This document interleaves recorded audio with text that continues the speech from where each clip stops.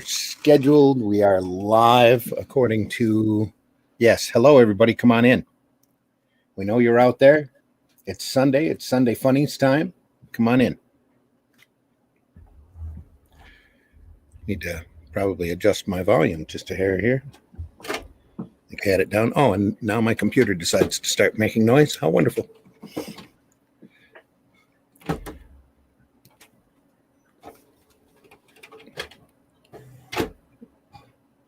There we go. Okay. I was a little worried there. So I was printing out a large shirt order early morning yesterday, and it wasn't cooperating very well. I figured it was catching up. So that would have been wonderful, having about 30 pages printed off of my printer, because it's right next to the microphone. That would not be good. But anyway, hey, everybody, come on in. Welcome. Come on in. Marvi is in the house. He says, hello, lads. Hello, Marvi. Hope you're doing well. Hello. I'm not sure. How's your campaign? Doing okay? The Sin Killer over on Indiegogo. Need to go over there. Russ says, good day. Good day, Russ. Good afternoon for you, Russ. Over there. We hope you're doing well. We're all going crazy. So it's all good, though. I thought I was going to do a solo show this morning, and Glenn volunteered to come on, and appreciate that. I'm sure if I had asked people like Russ or Marv, they'd have jumped in too, but I was pretty well prepared to go by myself, but I'll go if you want. It's all good. No, you don't have to go. It's all good. Daphne is at a convention. Varian has had a handful of problems plus his health, so I imagine he's sleeping in. Marvi says he's at 73%, and he has 7 days left. So go over there and check out the Sin Killer over on Indiegogo, and give Marvi a hand there. Please do. It's a great looking book. Awesome. Good morning, Indy Volter. Good morning, Empyrean Vol. Hope you're doing well. Marvi says, send me the link. No. Anyway. Yeah, of course I will. Marvi, we're just, it got to be Saturday, and I was thinking, I don't have anybody planned for Sunday Funnies tomorrow. So I figured, well, to heck with it. So this morning I went through my basement here, behind the curtain, on the other side, on the other wall, way back into the dark dungeons. Cobwebs all over me still. Luckily, this isn't a full body cam. I've still been brushing them off.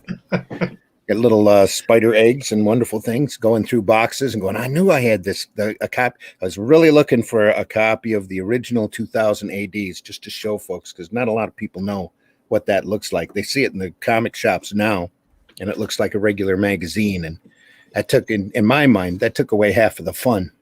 Yeah. A lot of once 2000 hit, I think they kind of just, I don't know what happened there at the company. They must have got sold or switched over. Rebellion has them now, I know, but I think it's the same with the reprints of the Marvel comics and the DC on the nice paper. It doesn't work for me. There's something about that shitty newsprint that really makes it really, really work when all the colors are out of sync and all this kind of thing. Yeah, and all muddy colors and all that. I think that's part of the charm of the book. I've got several of those ones from the 80s, those classic editions. They've still got the plastic on them. I've not opened them, X-Men and all this kind of stuff. I think I should sell them all. I don't look at them. I'm not going to open them. I'm not now 30 years on it. Do you know the other week I read Give Me Liberty? Is it Dave Gibbons? Yes. Give Me Liberty. I bought Dave Gibbons, Frank Miller, I believe. Yeah, I bought that in 1988, and I only read it about 3 months ago. Really? Yeah, it's there on the shelf shouting at me to read it. I got a few books like that, yeah, that are sitting here that it's on your, I'll get around to that as soon as possible list. Yeah, I've got a load of demons, Kirby demons, that I've not looked at. I've had those since 1974 or something. I've not even opened them. Really? Wow. Yeah, not even opened them now. Yeah, here they were available in the dollar boxes for decades. Wow. And they're worth more than that. Well, now they are, yeah. But back then, nobody really appreciated a lot of that era of Kirby. So the Omax, the Demons, a lot of the Commandees, and the stuff he did for Pacific, the Captain Victories, and I believe it was Star, not Silver Star. Silver Star, yeah. Yeah. A lot of those were pretty accessible, and now exactly the opposite. I could never get into that OMAC thing. Oh, OMAC was one man army corps thing. Yeah, OMAC was crazy. Yeah, I've got number one of that somewhere. It was Kirby. It was very bizarre. Yeah, and at the time it was even more bizarre because Kirby was way ahead of everybody on a lot of that stuff. He was a big science fiction fan. Well, you know all that. And he was a visionist. I think he's still ahead, and he's been dead for a quarter of a century. Has he really? Yeah. That's amazing. That 1994. It's crazy, kids, how time passes as you get older. It just goes by so much faster. Yeah. Theory of relativity, I guess, is real. So come on in, everybody. Marv is in the house. I sent you a link, Marv. You should probably send one to Russ, too. I can do that if Russ is around.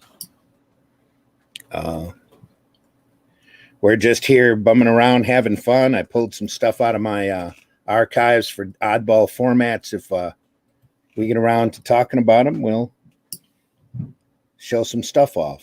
So hang on here just a moment while I get Mr. Russ the offer. Come on. It's been a crazy busy week here at the hacienda. Everybody's been a little nutty. So again, we are uncoordinated, to say the least. For a change. For a change? No. But we're a little bit more uncoordinated than usual. We can admit that. But there we go. Boom. All right. We're going to run the opening, then we'll run the introductions, and then we'll run the show. Okay. All right. Here we go. Hang on, everybody.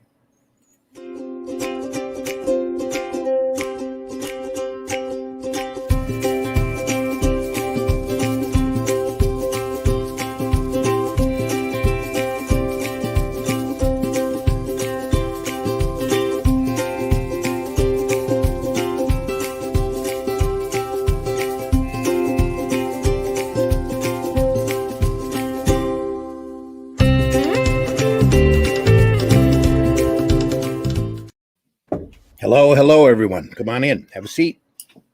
We're here to talk funny books and have some fun. Marv is almost in the house. He's trying to crank up his camera right now. There it is. Marv, good morning. Hope you're doing all right. Marv. Hey, good morning. Hi, Marv. Good morning. Hello. Good morning, afternoon. Hey. Good morning. Just a little stressed about the campaign. I was thinking about extend it, but no. I just want to get over with and move on, and continue to make some comics. So yeah. We'll pull that up and show it off here in the program, just to help you out. Thank you, Owen. Thank you. Not a problem. Sarah says summoning Brian K. Morris to see if he's awake. Oh, I doubt he's awake. I think he's at a show, if I'm not mistaken, yeah. Sarah, but you don't have to. Definitely he's in the show, I think. Yeah. Pardon?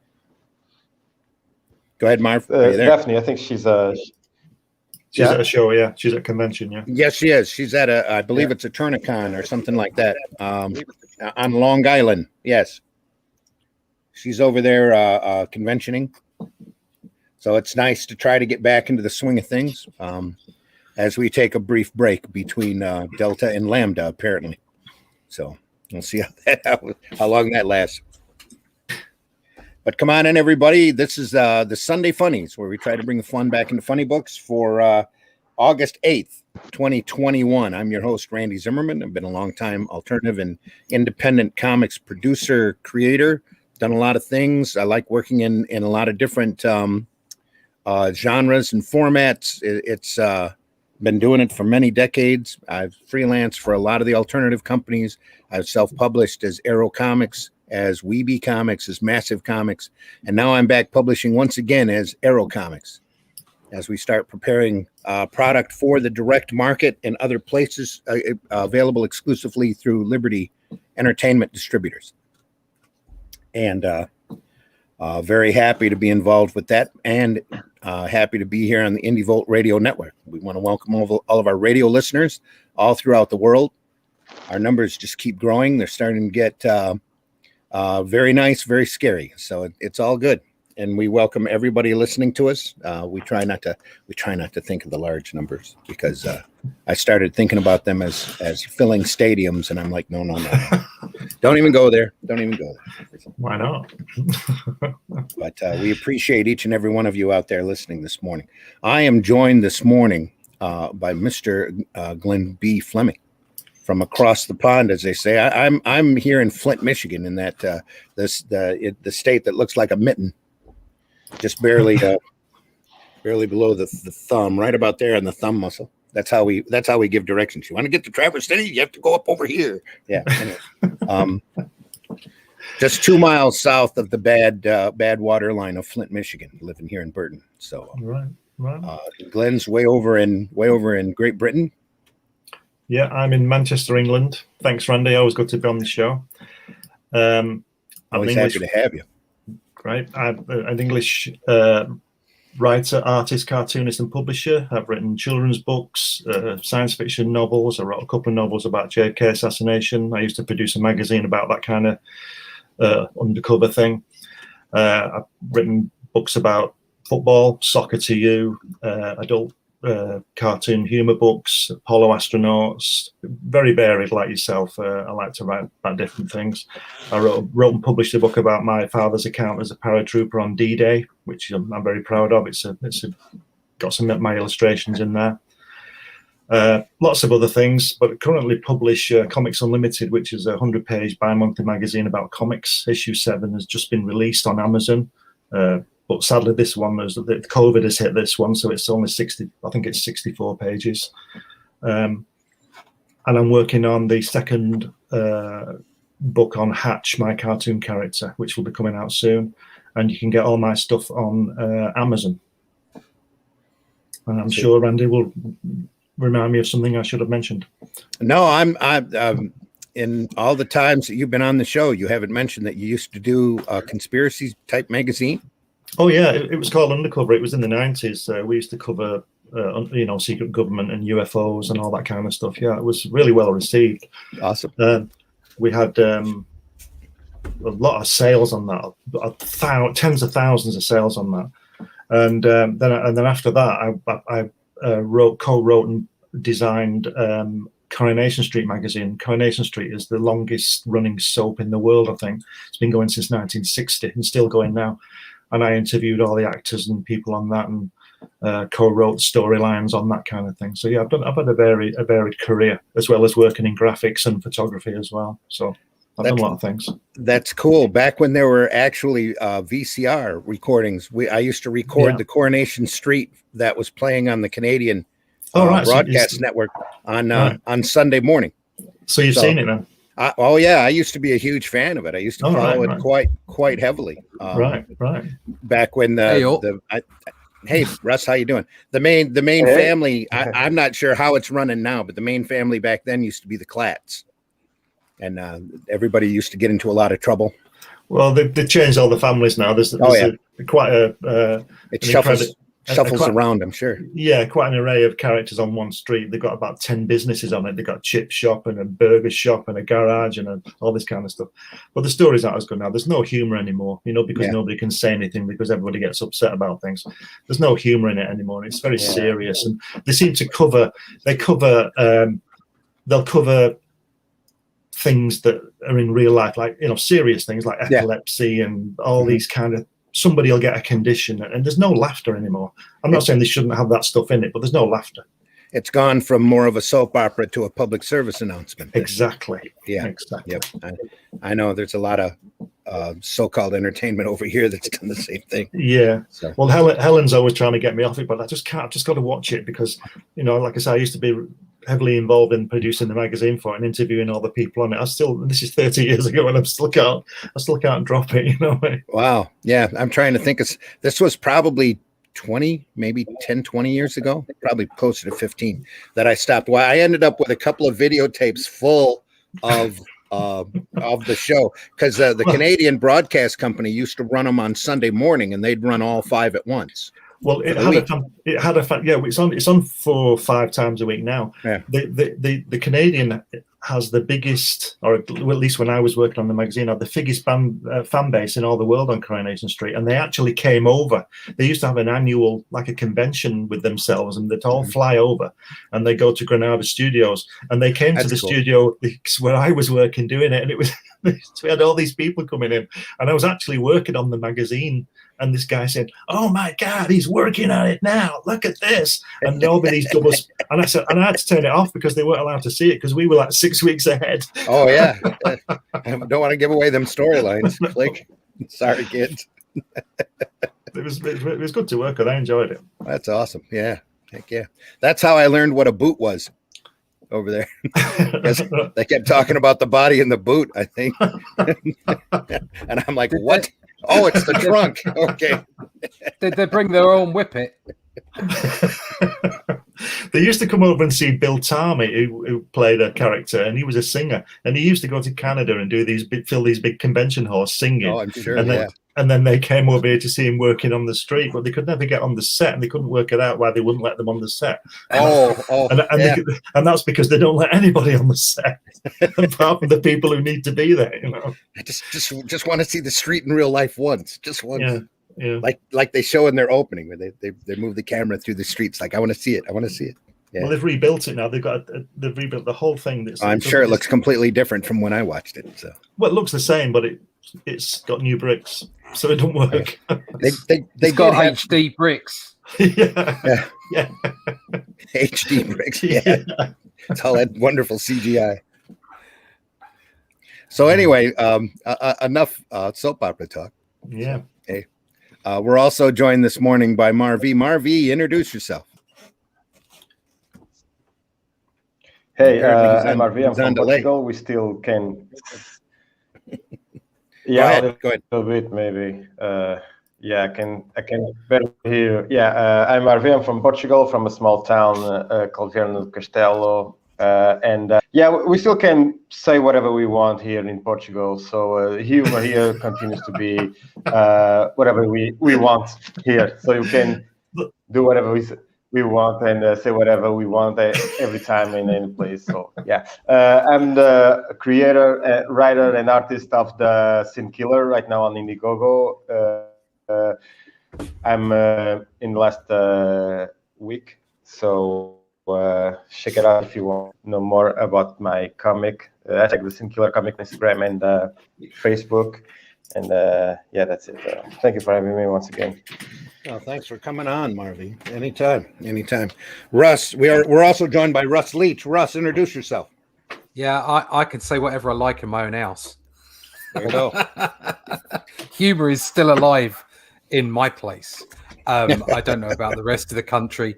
I think anywhere outside of major cities, it's still alive, just not on the BBC at the moment.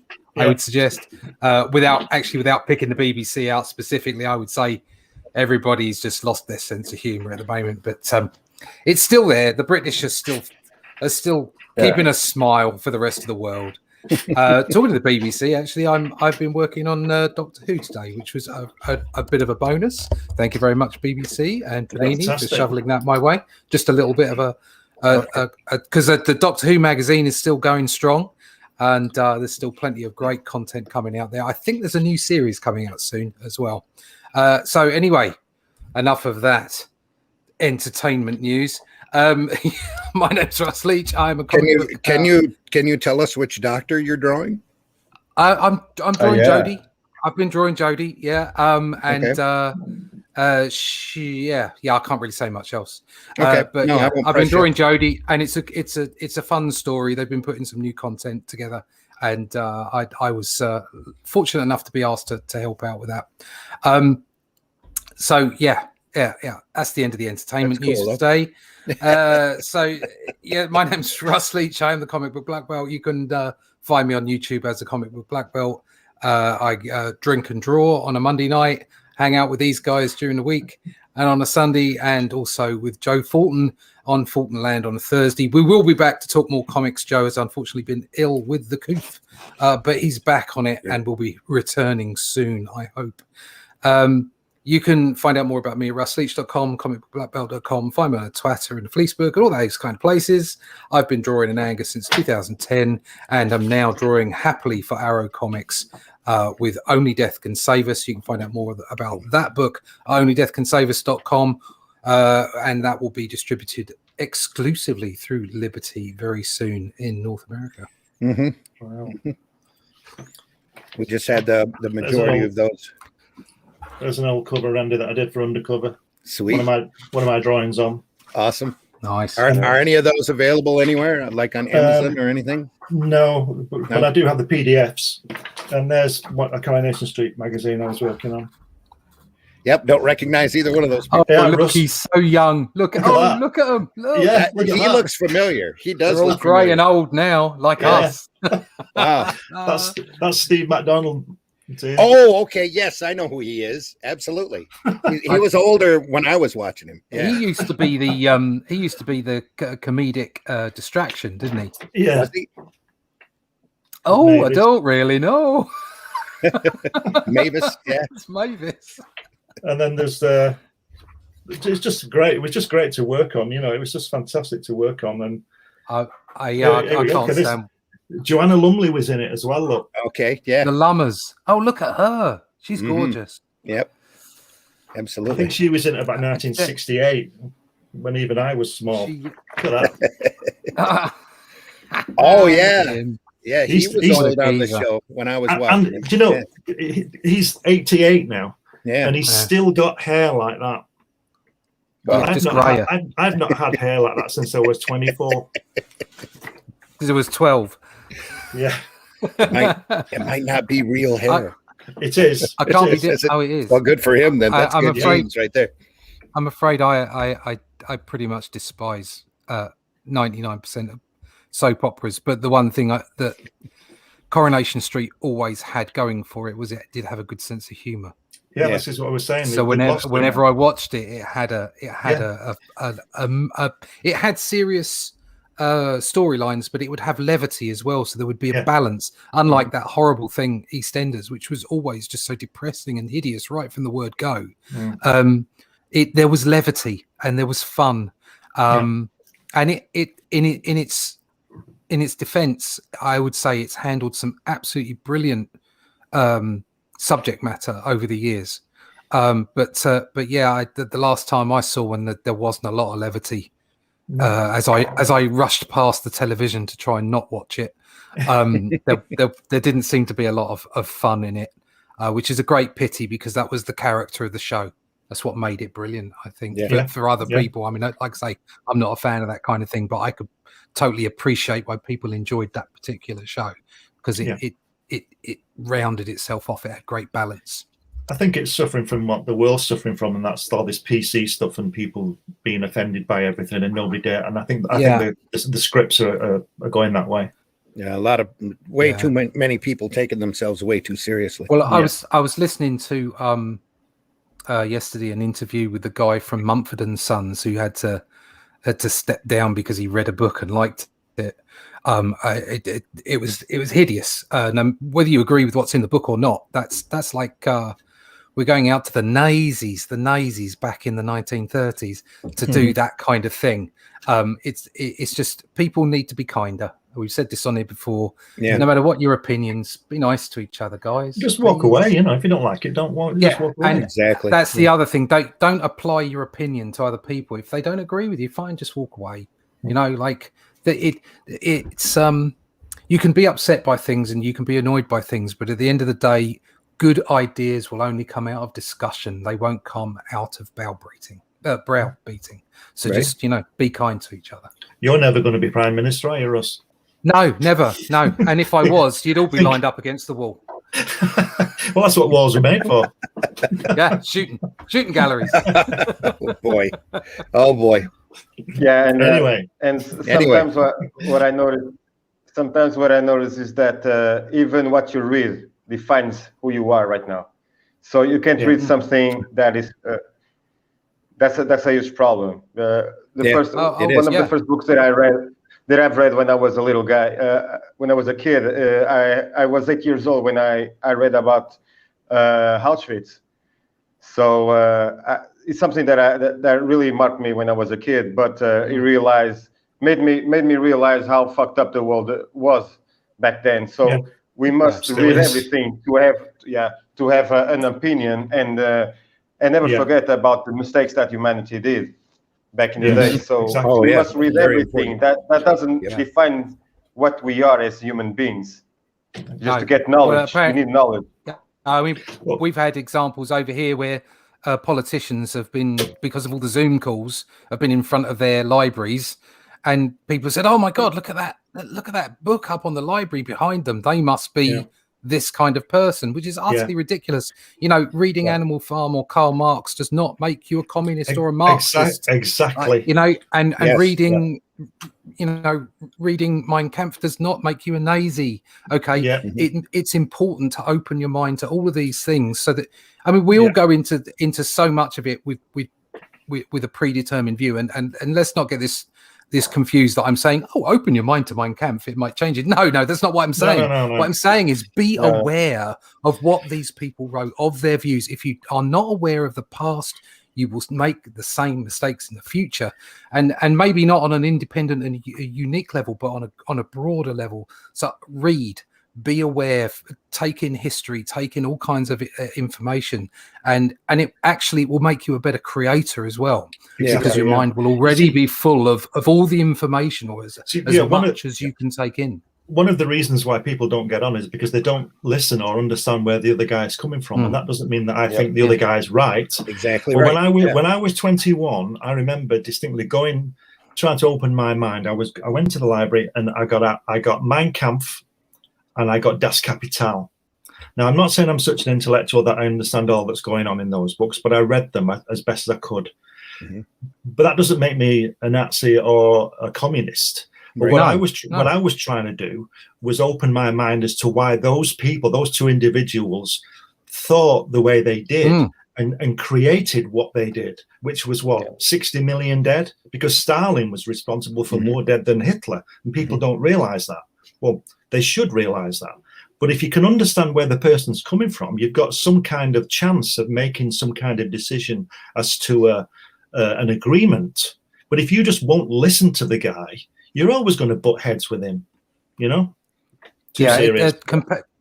No, but compassion and seeing the other person's side. I mean, obviously, some people you don't want to reach into their mind because they are obviously pretty hideous. But you still need to understand their motivations if you're going to counter it. And to find a balance to counter that, and just it's like with anything, and whether it's a hideous evil or a bad idea or just a very placid, normal thing to think, if you insist on censoring it, it will be driven underground and there will be an audience found for it. Exactly. So open up. The only way to get rid of bad ideas is to bring them into the open and discuss them. That's the only way to do it. Making people, censoring is always bad. One of the reasons I read Mein Kampf was I wanted to understand what caused my dad to jump out of a C-47 when he was 19 years old on D-Day. And when you read that, you can understand why he went. I know people you can understand. But it's a great insight, and you think, bloody hell, this guy is crazy, So, but you've got to read it. You've got to read it. And that's why they call it making an informed decision. Some of those wars, more recent wars, have been fought off the back of that, and some of those wars should never have been fought. In my view, we shouldn't. I know I don't get too political. But things like Iraq and what have you, they were just so badly done, so badly handled. People died. It was despicable, and there were bad intent on both sides behind these things. And but the Second World War, was the fight against a global threat, and to understand why people. Readily, I would never have been conscripted for something like Iraq. I'd have said no, because it was just wrong in my view. But the Second World War, people just went because they knew that they were protecting literally their families. Well, and they were doing that on the back of the First World War. They were doing the right thing. And in order to understand that other side, that helps you make those decisions. Yeah, You know, and this, don't forget though, we had a hand in creating the Second World War. We created Hitler by leaving the vacuum like they've done in Iraq. You kick the guy out, and then there's a vacuum, and there's always 50 other people who are willing to take charge, and that's what's happened. Right. So if you're going to go in there and kick somebody out, you better be prepared to stay there for 300 years because somebody else is going to come back or finish the job. But not later on, because all you're doing is it's you know, one man's freedom fighter is another man's terrorist. That's right. And you know, an amount of compassion, an amount of a requirement to at least try and appreciate and understand the other side, no matter what they've done, is required for us all to, you know, like an eye for an eye makes the whole world blind. It's not gonna. You've got to. You've got to. But you can understand why people do want to take the guy's eye out. Absolutely, I can understand that, but the least we can, and these are very big, broad questions about geopolitics and stuff like that, which we can't do a lot about. But what we can do is be kind to each other on a very local, you know, but basic level. And just because we don't agree with each other doesn't mean we can't come to an understanding. You know, it doesn't mean that we can't all work together and cooperate. And the internet has turned into this hideous place where people just want to throw crap at each other instead of talking to each other. They just talk at each other. But it's given everybody, you can be anonymous on you can literally talk to the world, can't you? Whereas 20 years ago you'd be shouting over the garden fence. But now you can literally engage the entire world as to what you think and what you don't think. And some lunatic will answer you back. Exactly, yeah. Louder and run over your head. Yeah. Anyway, funny comics. Let's get on to it. I was sitting here laughing, thinking about this is an episode of Sunday Funnies, all right. There's my issue of Not Brand Deck #1 from 1967. Out of plastic, not slabbed, with no backing board. And this one's not even falling apart like the other, so I've not read this one too much. But there's some fantastic work in there, obviously by Kirby. Marie Severin's in there, John Severin's in there. Yeah. And Bill Everett draws a strip cartoon, a proper cartoon, you know, what I call a cartoon, rather than the realistic style. I'm sure you've all read that, but it's a great book. I haven't read it. Have you never read it? Oh, that's really funny. It's stupid, but but it's funny. Yes, absolutely. Well, look at the quotes. Look at the quotes on the quotes on the cover. It says, "Absolutely the funniest, most satirical humor I ever read or wrote, Stan Lee." And then the next one is, "Funny, that's just what I was going to say, Roy Thomas." And then it says, "They said it couldn't be done, so we didn't do it, Sol Brodsky." Yeah. It's great. It's just, you know, it's just mad. It's you've got the silver burper. And that book wouldn't have existed if Mad hadn't existed. Way back in the 50s with William Gaines actually deciding to parody everybody because he had that type of attitude that you know, screw y'all, I'm going to poke fun at everybody. Did John Severin draw in Mad, Randy? Severance didn't. I know Mort Drucker was in there and Jack Davis. Well, Drucker come in later. Davis came in later. That's the 60s, late 50s, early 60s. Wally Wood. Originally, it was Wally Wood. Jack Davis did a lot of work in there. I believe Reed Crandall did a bit. But the thing is, since I really wanted to talk about odd formats today, is that they had taken all of the early Mads and had put them into paperback book forms. You can slide them in your pocket. And they would take the original, the first 24 Mads were done very much like Not Brand Deck in comic book style. And they would use a 3-panel or a 3-tier page constantly on those Mads. You had like about 6 panels on a page. Sometimes you had 7 if they used a thinner page for timing or something like that. And they were able to take that comic and put it in 2 tiers in black and white in the book. Let me blow that up because there's some absolutely crazy, phenomenal artwork in there. I think this is Wood right there. Wood did a lot of the material during this time. Just whoever Bill Elder came in during that time, and they would do just like your silver burper. Yeah. Let me find a Was a it recognizable. Angelo Torres? He was one, wasn't he? I don't think so. That name is not familiar with the Mads. I have them collected in large volumes, Right. hardback volumes. Here's one that's familiar. This is one of Wally Wood's favorite Mad stories from back then. Let me get to the title page here. And the book is odd, so you have to turn it sideways in order to turn it. Here we go. Mickey wrote it. Oh, Look at that lettering though for that Mickey wrote. How good is that? Went through it. Yeah, really patterned after Barks' stuff. Look at that. Yeah, and that's Wood aping that style. And the constant running gag in there is that they would yell Donald Duck, and he'd always get hit with something. Donald Duck. Bong. Very cool. Just classic slapstick humor, stuff that's still evergreen today. Amazing stuff. There it is again. Hey, Darnold. Hey, Darnold. It's Darnold Duck. Bong. Walt Dizzy. Walt Dizzy. Right down to the page, the page number in the little half circle down below. Yeah. Real classic aping of Karl Barks' material there. Oh man, that's cool. There's Pluto mad that he can't speak, so he's holding up signs. Pluted pup. Mickey in there. Now this isn't this was parody, this was humor. Just solid slapstick stuff, not the adult material that got the Air Pirates guys in trouble. Yeah. Way back when, or the adult situations. There it is again. Hey, Darnold Duck. Bong. It's addressing the audience. Doesn't get old, does it? Look at that car. Look at the wheels on that car.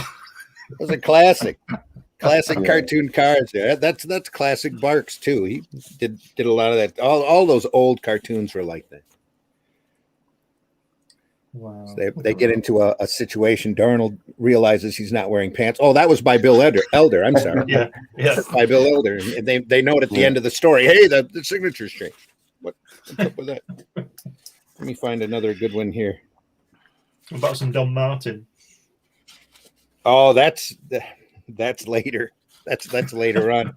Martin came in. Well, the thing that amazes me with Gaines in doing the EC and the Mad materials, he went out and found the absolute best people that he could possibly find. Just the most incredible, talented, the usual gang of idiots he would put on the magazine, but it was always the most talented individual cartoonists, and you could always tell them apart by their style and what they did. You couldn't mistake Mort Drucker with Dave Berg or with Don Martin. I think Angelo Torres was one of the writers, maybe. Could be. Yeah. Russell know this guy. I know Feldstein and Elder were. There we are. Dennis the Menace. Dennis. Has that got Pat Mills? What's that? Did I see Pat Mills' name? You did. Somewhere. No. Oh, yes, you did. Yes, you did. Yeah. He's. I'll show you. He did an article for me on. While you're looking, we'll show some smiling Melvin. I mean, that's the kind of detail that Wood would throw in there. That's lovely. It's fantastic, aren't they? They're absolutely brilliant. Off of Smiling Jack. Yeah. That's an old strip, kids. Yeah. Pat Mills did a lot of stuff for Crikey for me. I can't find it now. Where's it gone? The skin. So did you read a lot of the old 2000s when they first come out? Oh yeah, of course, yeah. Everybody was looking for those every Wednesday. But the thing was that when did it come out? 1977. I was 77, I think. I'd left comics by then, but I saw that and I picked it up. It was about the time that Star Wars was hitting, so everybody's imagination was going crazy. Yeah, but I only read it for a couple of issues, and then I picked it up again in 1983 when people like Cam Kennedy were drawing Rogue Trooper and stuff like that. Sure, and that fantastic artwork of his and Brian Bolland and those people. Mm-hmm. But on the Judge Dredd stuff, I always used to be amazed because there was a lot of current stuff which was like sort of. Do you remember Spit and Image, Russ? Mm-hmm. You know how it was like a lot of it was live because it was right after the news and they parodied something from the news. Well, that 2000 AD, I don't know this, but 2000 AD must have been at the printers 10 seconds after something happened, because you'd have some reference to it, and Pat Mills had put some reference to it in Judge Dredd to do with some politician or something, or some kind of joke. And I always remember on Mega City One, it used to say whoever was current, it'd say George Michael Block and Andrew Ridgely Block, stuff like that. And you think, wow, they've only been out a week. They're only on Top of the Pops on Thursday. Nobody'd ever heard of them, and they're in the artwork. You know, they were straight in there with that kind of stuff. They were ahead of the curve all the time. All the time. Well, that's how you get popular. You stay topical, stuff like that. But again, they would go through and pull out the best artists and talent that they could find.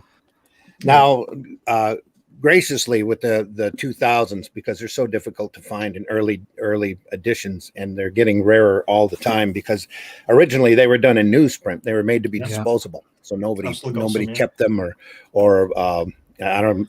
Probably over there they have collector's bags and stuff that would fit them, but over here in the States they didn't have a collector's bag. They were more square than a regular comic book, so they didn't fit into a comic bag.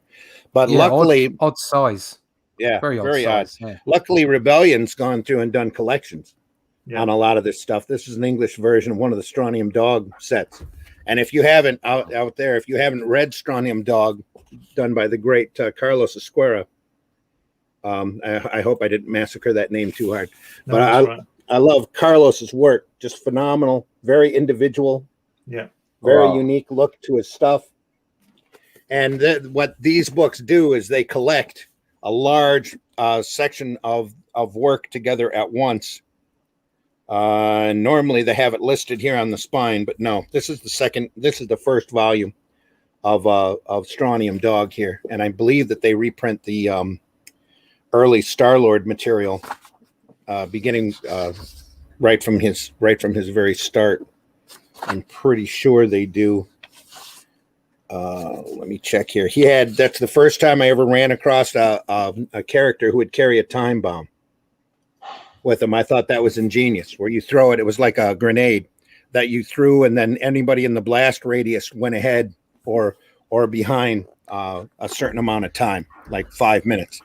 Time bomb. And all you had to do is throw it, and then they'd reappear 5 minutes later, but the entire world had moved on since then. So they were in the middle of a large vacuum. That's how you got rid of somebody. Just boom. That was such a clever thing. Very clever. That started in Star-Lord, didn't it? Yes, it did. I had the whole run of Star-Lord. Same old. My mum threw it in the bin. I still have it around here somewhere. I went looking for it, couldn't find it. I got these early on. Oh, those old Titan reprints, the old Titan reprints. Those old, actually. Titan really added an air of respectability to that work, because they printed it on bright, shiny paper, just beautiful volumes. This is a stunning cover by Brian Bolland. Yes, it is. Anytime, if you're ever at a show running through the paperback book collections or the graphic novel collections, and you come across a Titan reprint, especially if you've never heard of the property before, you need to pick it up, because it's classic material. It's just phenomenal reading. That you didn't get as much as what these volumes are still available on Amazon that you can find, that you can get to here through the States, and I think they're like $20, maybe a little bit more if they're rarer, but there's 500, 600 pages in it, just like those old Showcase Presents. And if you haven't gotten a set of these, there's a huge amount of Judge Dredd case files. I think they go up into the 20s. Strontium Dog, I think, has 8 or 9. My other favorite ones are Rogue Trooper, which is a very unique property that everyone over in England knows, that hardly nobody here in the States knows. Look at that. That is a classic 2-page spread by Bolin there. Arguably one of the greatest, possibly the greatest comic book spread of all time. I know there'll be Perez. Here we go. Boom. That's right, right? there'll be Perez Yeah. fans that will disagree with me, but there's just something spectacular about that. Yeah, I And know that one. It's beautiful. imagine a young kid or young boy picking that up. Just that would spark their imagination to no Oh, end. well, it did for me. Yeah. I know that one too. When I was a kid. Boland's work was just phenomenal. Just cut a new era there in comics. That's my version of Judge Dredd. Oh, that's sweet. That's Nice. awesome. Yeah. I drew that for Carlos Escara was very ill at the time, and they did a collection book to raise money, and that was my contribution. Oh, awesome. That's sweet. Excellent. Yeah, it's in the He's book. a great guy. Yes, that's my homage to that spread. Wow, look at that. That's just as yeah. good as us. That's even better. Oh yeah. That's even better. Who is that Boland I don't know fellow? He's about rubbish.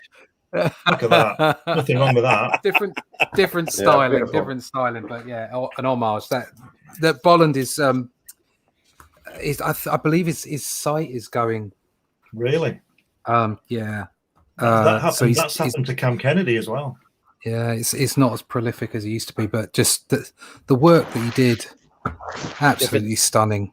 I don't draw like Boland, but he was still a massive inspiration to me because of the quality of the work, his anatomy, his scene selection, the pacing of his comic book art and sequential art, just brilliant stuff. Yeah, great artist. Yeah, not very fast though, was he? No, but then I don't know. It used to be the case that like people like Booster and Kirby and what have you, they chucked pages out at an amazing rate, and they had to because that was the way you got paid. And then people wanted kind of like this really rich art from everything, and there's this standoff to be made, isn't there, between what you put on the page, how much you get paid for it, and actually what you want to end up out there at the end of the day.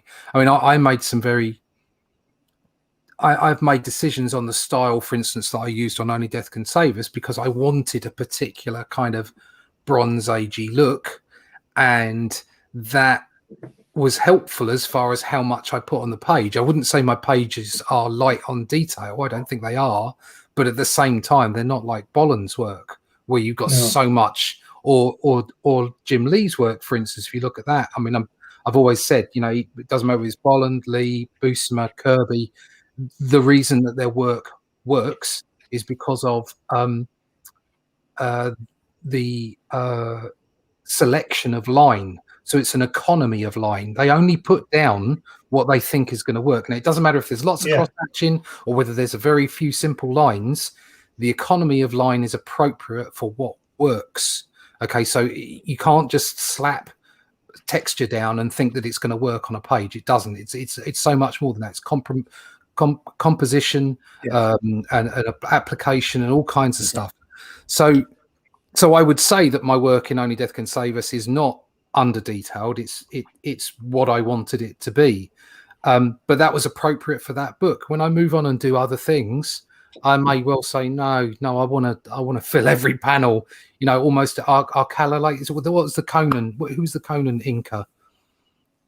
Alfredo Alcala. Yeah, Alcala. I mean, I'd really love to have a crack at doing that kind of thing, but I know that's going to take me huge amounts of time, so I'm probably going to have to be retired before I get a go. Yeah, but what you have to do is you have to. I mean, I wasn't criticizing Boland for being slow. His quality is fantastic, but we're all artists here. We all know what you mean because we can only do what we do. We'd all like to kick out 10 pages a day like Kirby. Of course we would, but he's exceptional. And we'd all like to do the quality of Boland, but he's exceptional. That's right. You can only do what you do. Yeah. But it is definitely when you apply yourself.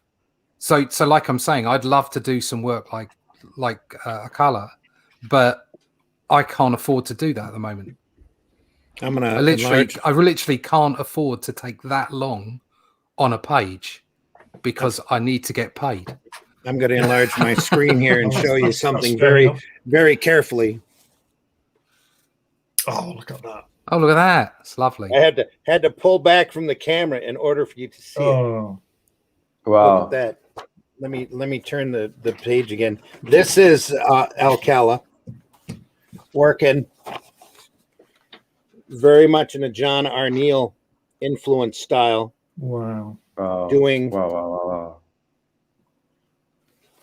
and this It is just shows how he can apply himself to different. this is a book you styles. hardly ever see reprinted anymore, especially now. This is an Beautiful. adaptation of The Land of Oz, which is the second Oz book that Frank Baum drew or wrote, which to me I think shows off his genius even more than the first volume, mainly because he originally started out not wanting to do it.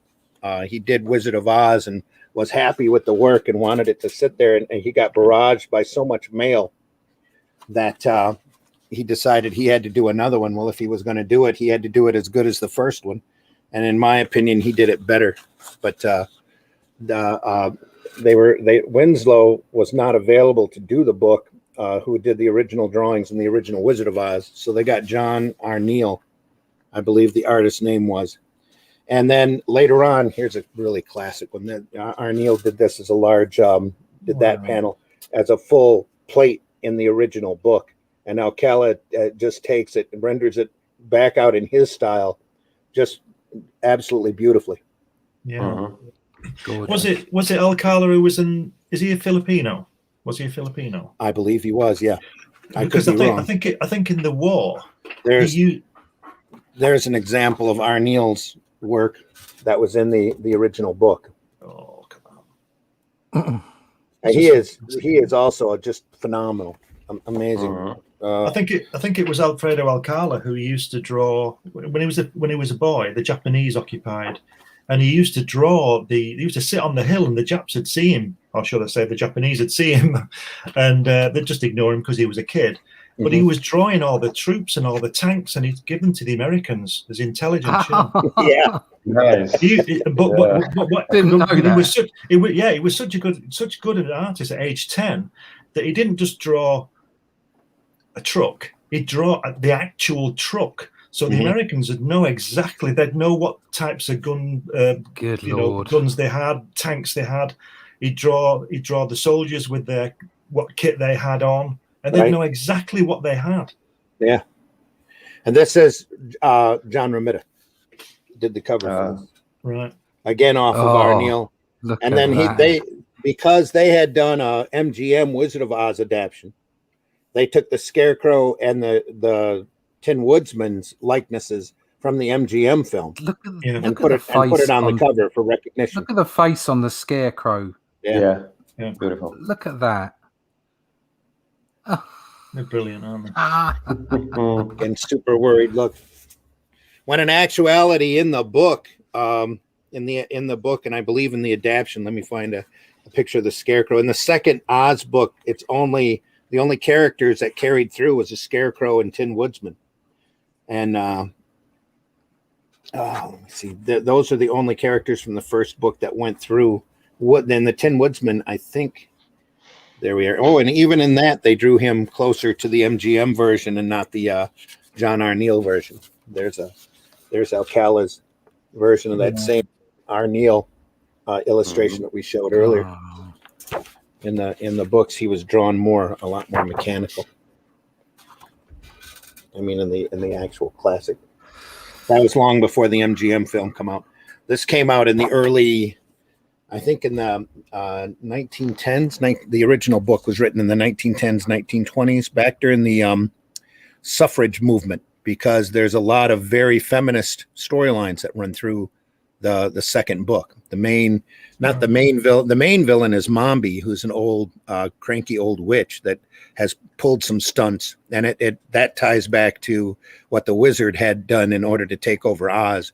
But also the secondary antagonist there is Ginger, and she has an all-girl army, and she gets her group because they're tired of doing all the work around the house. They all get together and decide to take over Oz using their knitting needles as weapons. So they go through how to be sexist while not being sexist. Well, hey, this was early Oh no, of course it's early of its time. 1920s. Of its time. I just think it's But But brilliant. it just Fact, goes to it just long goes to before show women's lib. You know, it just goes to show how people like Hitler and Stalin and Pol Pot would get rid of the artists first because of all that political stuff in what they're doing. Yeah. oh yeah. I saw some drawings by a guy who was There's Ginger okay. right there, and she has a Wow. multicolored skirt on in order to represent all the different lands in Oz. Each land of Oz had a different color. right. So she had equal representation. I love that representation. Yep. I saw some art a few years ago that was drawn by somebody who was in one of the camps, in Auschwitz or one of those camps, and he drew it. He was an artist. I don't know who he was, but he's an artist, and he drew what was going on, and then he buried it under the ground in a soldier's water flask, and it was found after when the Allies, stopped it all, and they knocked down the crematory and all that, and they found all these water bottles with all this artwork in, and it showed you people being hanged and all this kind of thing. Wow.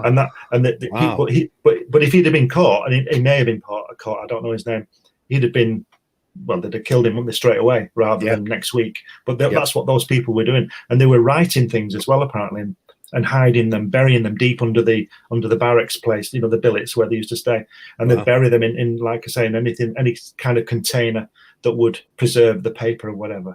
And it just shows you the human spirit and mind that I might not get out of this, but you're going to know about it. Right. People need to know this is going on, and it's just fantastic stuff, It is. Yeah.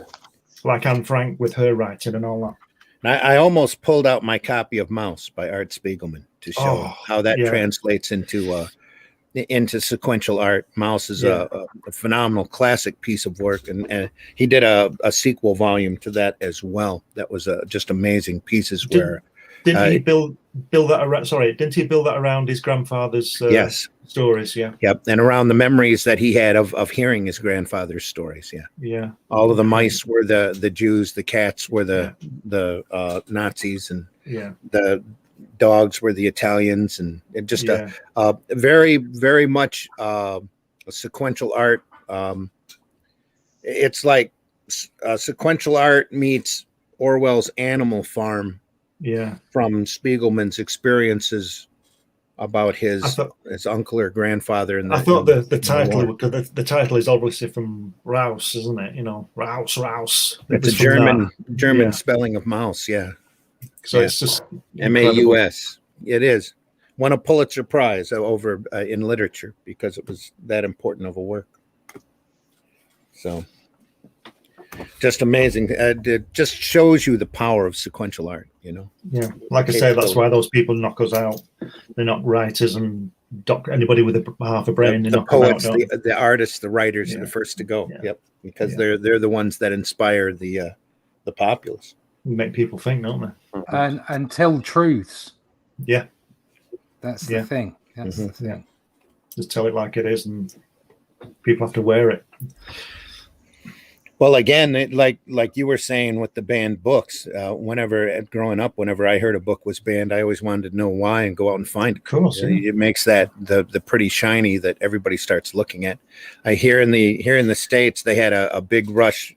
Somebody had put together what they called the Anarchist Cookbook, where they showed how you can take basic household wares and make anything you want out of it. Pretty much, mostly stuff that makes a large bang and causes anarchy.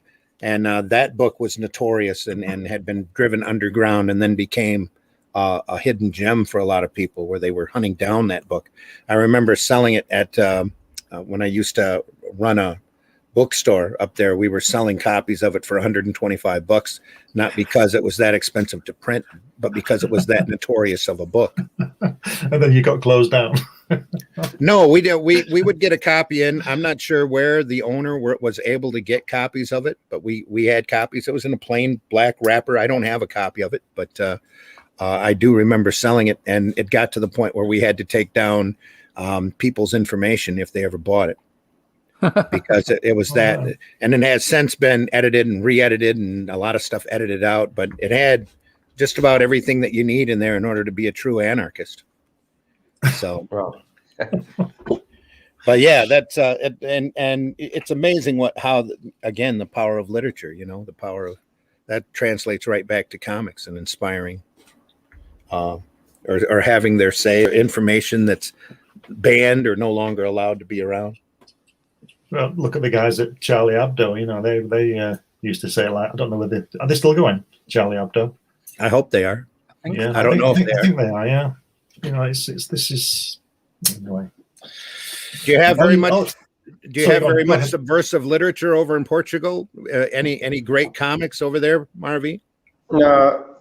Comics. No, we are most about our world of criticism against the government is around music and poems. So everything was encoded. You know, every sentence has his meaning.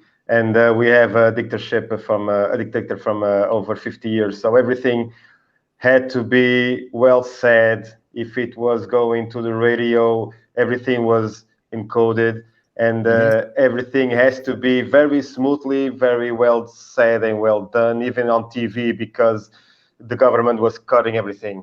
My wife told me that a lot of times that his father was a prison guard, and every time that they were talking about anything in the kitchen, he will open the door, the kitchen door, to see if somebody was listening, because that were scary times. We weren't able to see anything or to tell anything to anyone, but not in comics, but most in music and literature. Everything was like codes, so that people were able to understand, and the censorship wasn't able to.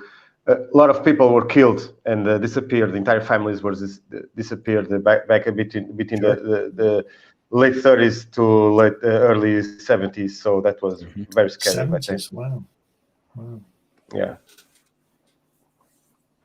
They create their own problem, don't they? Because most of the time people would just ignore anything that was said or done. But if you stop something, like you said, drive things underground, if you stop it, why are you stopping it? That means there's something in there that you don't want me to see, so I'm going to seek it out. Whereas normally, if they just let it go out, it would just go to most people's heads. That's why authoritarianism will never work and can never work, because people just won't have any of it. Yeah, you're always going to get someone that says no. I always thought that was the point behind 1984, Orwell's 1984, is that even though thought was deeply controlled and they thought that they had contained it, they really, in the end, did not succeed. No. The human spirit will come through. Yeah. I read 1984 again just a few months ago, and it's scary. It's always been scary, but it's scary because it's right now. And I mean right now. It really is. You've got to read it. Essential reading. I had almost the same thought, maybe not quite as deep. I sat down and rewatched Soylent Green that I hadn't seen since I was a kid, and I'm sitting there going, "Wow, this is exactly like today." This movie is incredible, just amazing to see overpopulation and crooked police and trying to feed the world and the government lying about different things. It's just.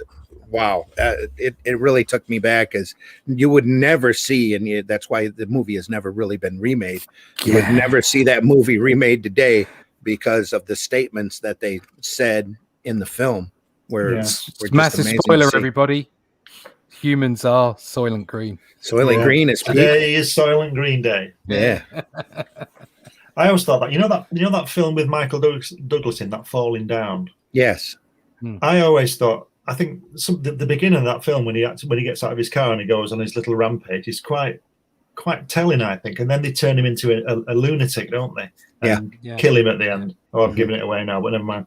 But there's a lot of truth in those things there. We've all been in those car jams and being pissed off with people with blaring music and the heat and all that kind of thing. And I bet a lot of people identify with Michael Douglas, not the way he went, but what he was doing, like in the shop with that guy with the soda and all that kind of thing. I'm not saying you should go around and do what he did, but the frustration when you go into somewhere and order something and the guy don't know what you're talking about and all this kind of thing. I thought it was a brilliant statement, but I think the producers must have thought, oh, we can't go any further with this. We better make him an idiot and a lunatic. We can't make him. We can't possibly have the audience be on his side. Yeah. Although, unfortunately, that didn't work because most of the audience were on his side anyway. Well, that was a past time in cinema when that used to be a popular thing, making the anti-hero the sympathetic, almost hero. Yeah. Well, now that there are no clean-cut heroes anymore. No. They're all anti-heroes, which means that actually they're not. Yeah. There's that great. I take the Snake Plissken perspective. Yeah, there's that great scene in Batman, isn't there?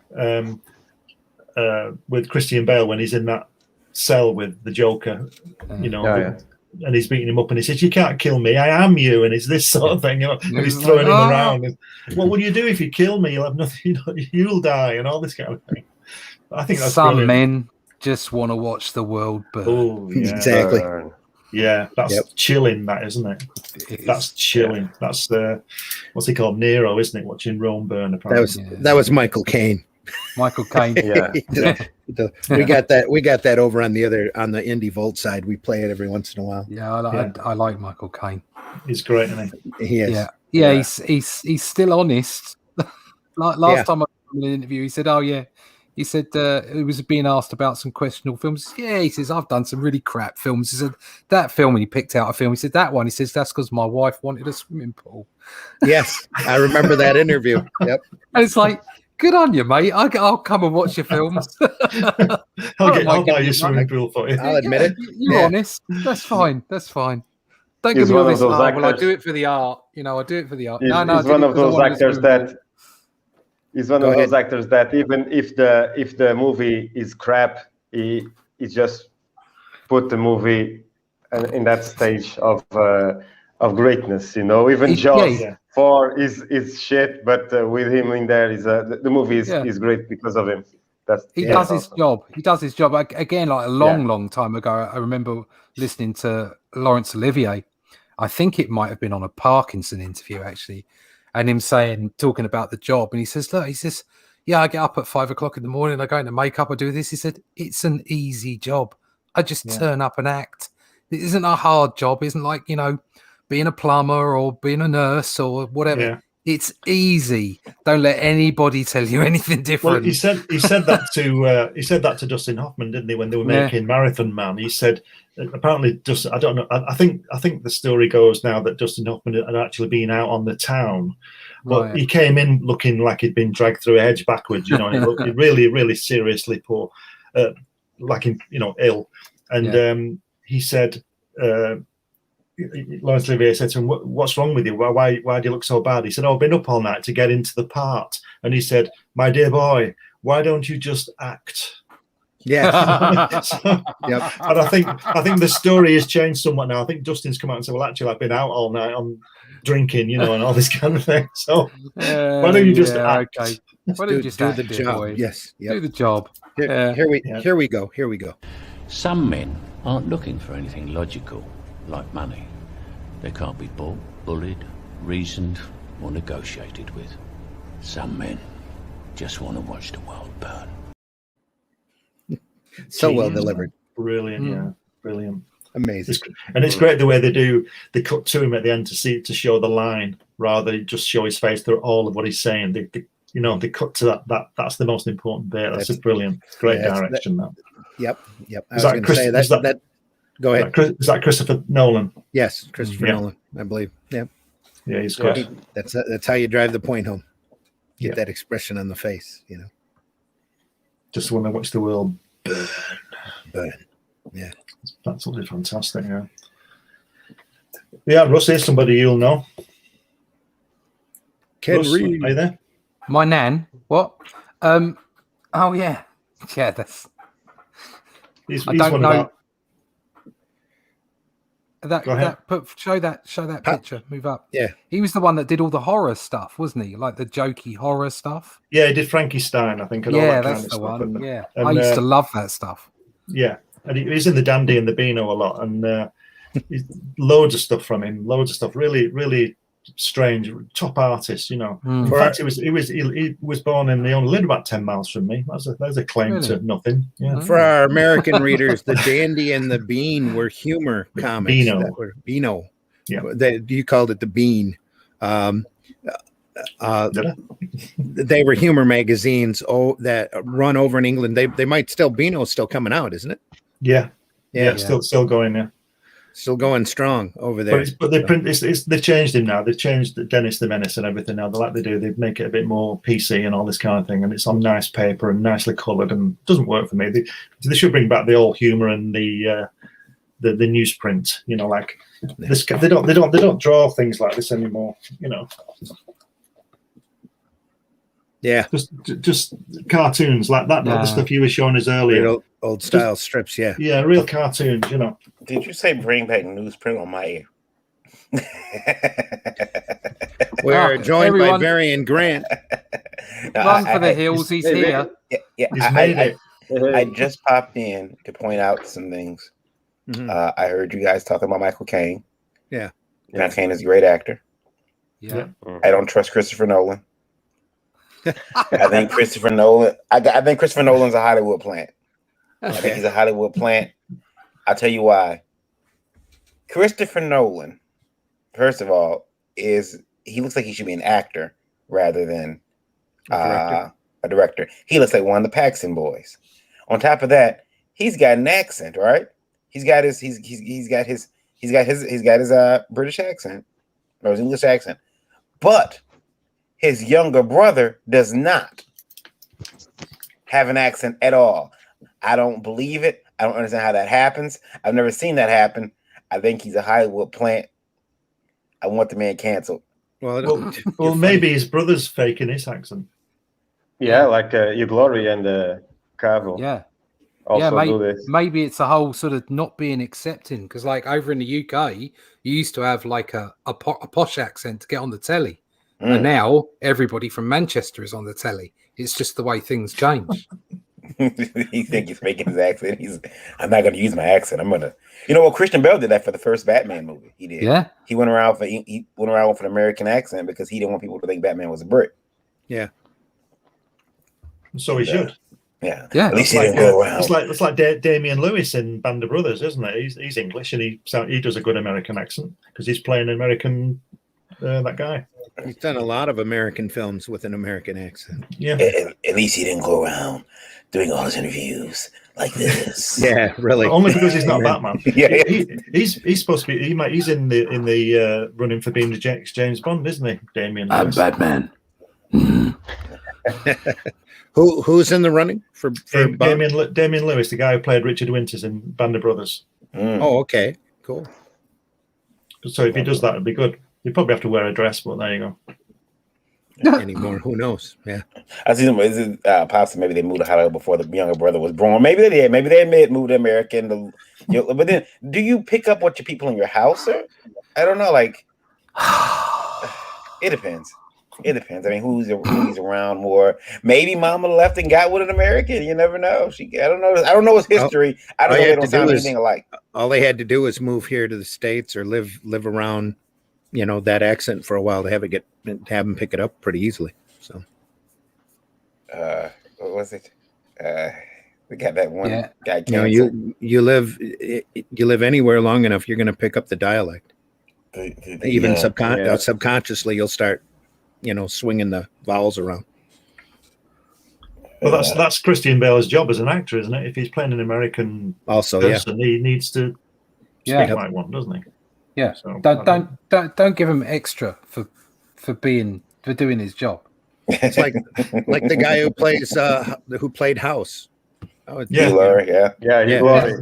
you catch him speaking English, it throws you because that's House. It doesn't sound like House, but it's House. Oh.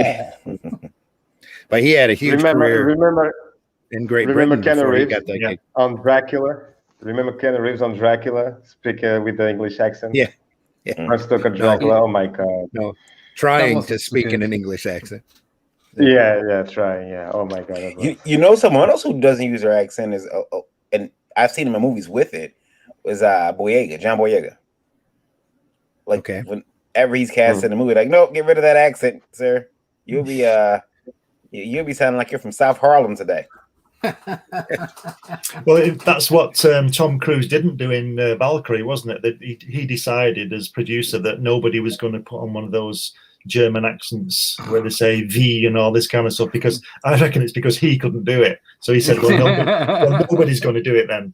And he was right to do that, because it would have been awful watching Tom Cruise strutting around with a German uniform saying, "What are you doing?" and all this.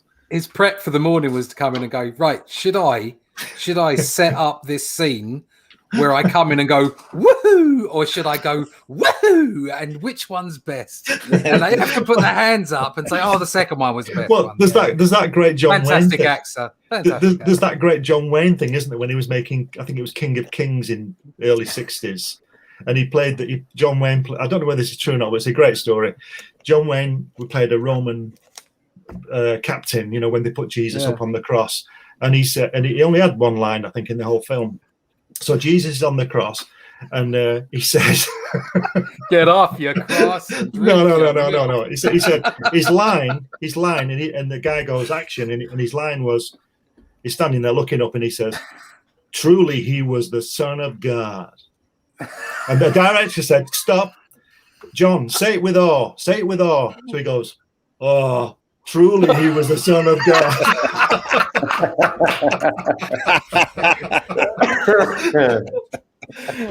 So I hope that's true, because it's a brilliant story. It is. I think there's only a few people that are allowed to sound Cockney in Hollywood, and John Boyega is probably not allowed to sound sort of very Londonish, so they always make him change his accent. Rocket Raccoon used to be able to sound that way. Rocket Raccoon? Yeah.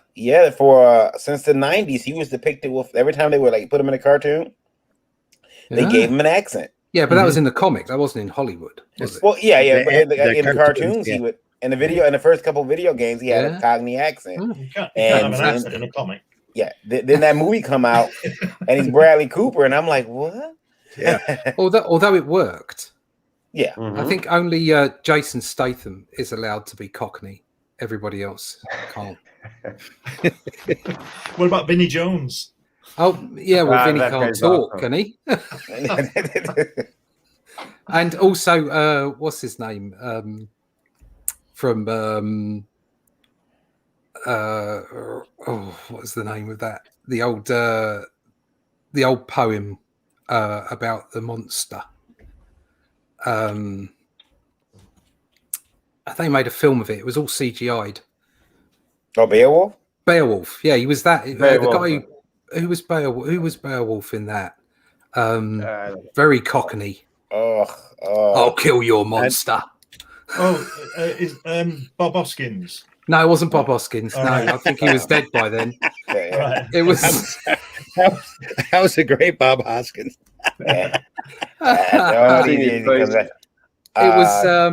It was the guy who was in Ray Winston, wasn't it? Yeah, Ray Winston. That's it. Yeah, Ray Winston. Yeah. Ray Winston, who is a complete Cockney. Do you remember in Oliver Reed in the film? In the film Oliver, he goes. He's got that dog, and they're after him, and he goes, "Come on, Bullseye, let's get out of here." Absolutely priceless. I loved Oliver Reed. I can remember being really quite small and appreciating just how pissed he was all the time.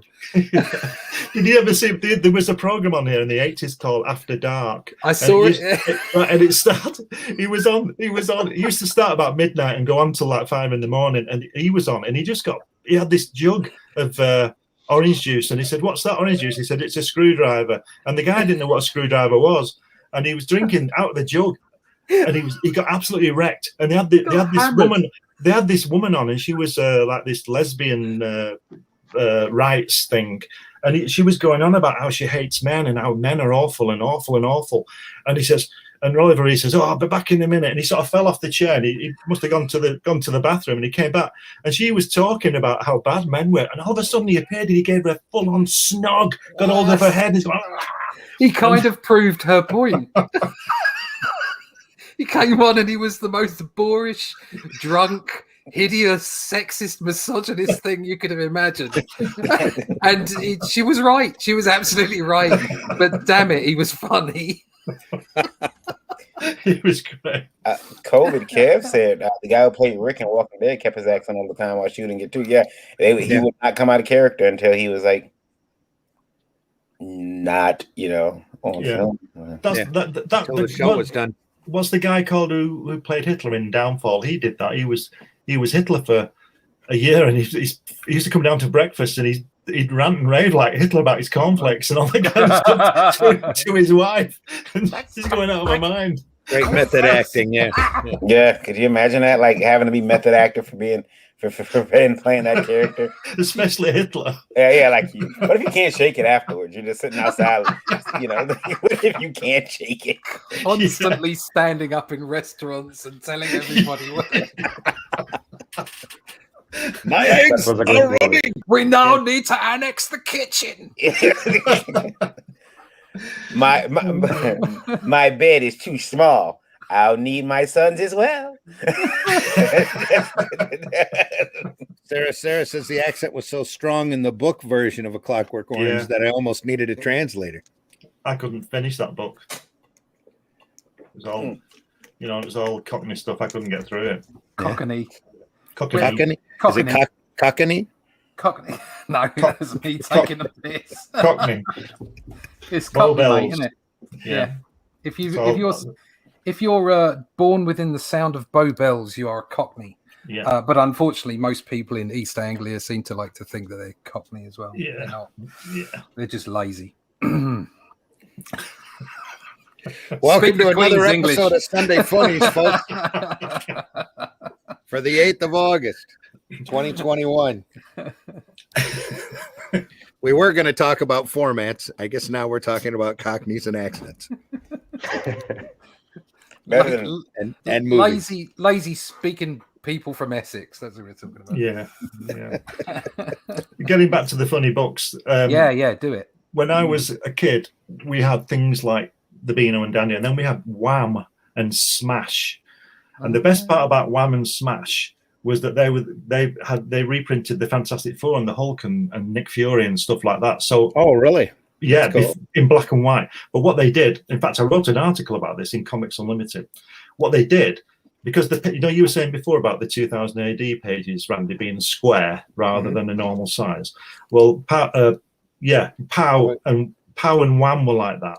So what they had, and it was Barry Windsor Smith who was working on it when he was about 16. He was doing the paste upon that magazine. Cool. And what he had to do, if you imagine American comic book size, the way it is, the frames, and this, turning it into a square book, they cut the panels up. But in one of them, and I wrote this article about it, they put the panels in the wrong order. Oh yeah, and but it still works. So that's what they did. But that was back in 1967 when that came out. That was how I got my back issues of the Marvels until I got the real ones. So I could see that there was stuff in there before Nick Fury, in Strange Tales, by Kirby and Ayers usually. Yeah, Monsters and all that. Ditko did a bit of those. Yeah, and I couldn't get those for a while, but I could get them in black and white as well, which was always good for me because I like to look at the artwork, But yeah, they were a great. I think they only lasted a few years. They used to blend into other comics, they join up with some other comic because of the sales and whatever. And they faded out, but there was a richness there of British work and American work that was just coming over with Marvel. Like I say, I could get all my back issues through there. It was fantastic work. But they used to mess it up occasionally, like I said, about chopping up the panels and moving it around. Must have been an interesting mix. Yeah. Did they take the American comics and put the Queen's English writing into them? No. They were just straight reprints. Straight through. Okay. Yes, straight That's reprints. Cool. Yeah. But on some of them, you can see where, and I hope this isn't Barry Smith because he's pretty good, isn't he, Barry Smith? But they used to, if the panel wasn't long enough, they would cut the bottom of the panel and add half an inch to that panel. So the lines would, so if it was Spider-Man's hand, his leg, the line would just go down. Do you understand what I mean? Oh, it's straight down instead of finishing the finger. Yeah, but if anybody, whoever was doing it, I'm not sure whether they were drinking because there was some wobbly, like somebody couldn't hold the pen straight. I mean, it's not difficult, is it, to draw a line a quarter of an inch? You know what I mean? Or maybe that's us. They were also junior. they were also likely on a deadline, so they didn't care. It just had to fill the space. Yeah, but even so, done. Yeah. You tell me, Randy, if you had to draw 15 lines a quarter of an inch, would they be all wobbly and like a dog's back leg? No, they wouldn't. Would they? They'd be straight. Nowadays, I can't say. Some more English colloquialisms for everybody there, like a dog's Back back then, leg. it would all be finished up. I did want to. Oh, I'm sorry. Go ahead, Brian. Sorry. You guys know I spent a lot of time in comic shops, and very early, and in fact, today I have to go to another one.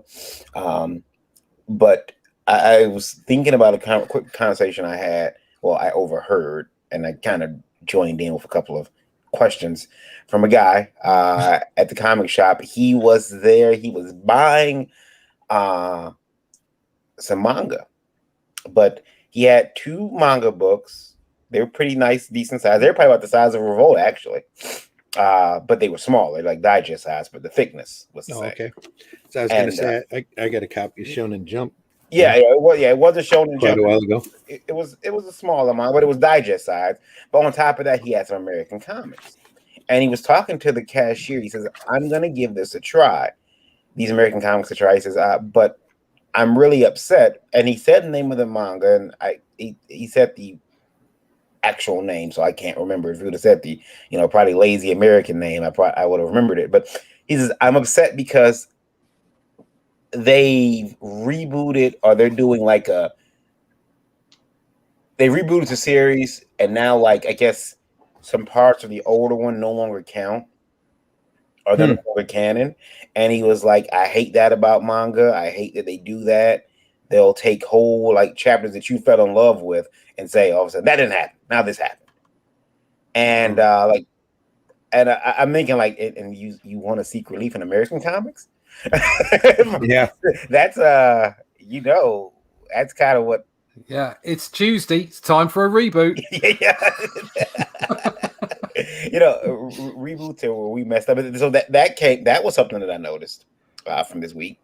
And I watched that Chris Claremont documentary. I think I talked to Randy about this off air, where Chris was like, yeah, we had 5 pages where Storm and Forge are sitting at the coffee table, having coffee, having a discussion, and it was gripping drama.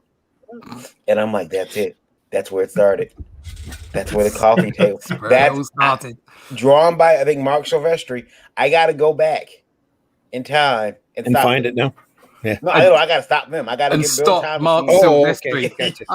Gotcha. I am a super soldier from the future, and I will stop your Mark Silvestri. Yeah, I'll do it with an accent too. I'll do it. Bring it back to accent. Oh, you got to do that, mate. Yeah. For the sake of the future of American comics, please stop. What are you doing? It's 5 pages. I'm sitting at the table. If you do this now, I'm going to have a whole X-Men book with them having breakfast. Please.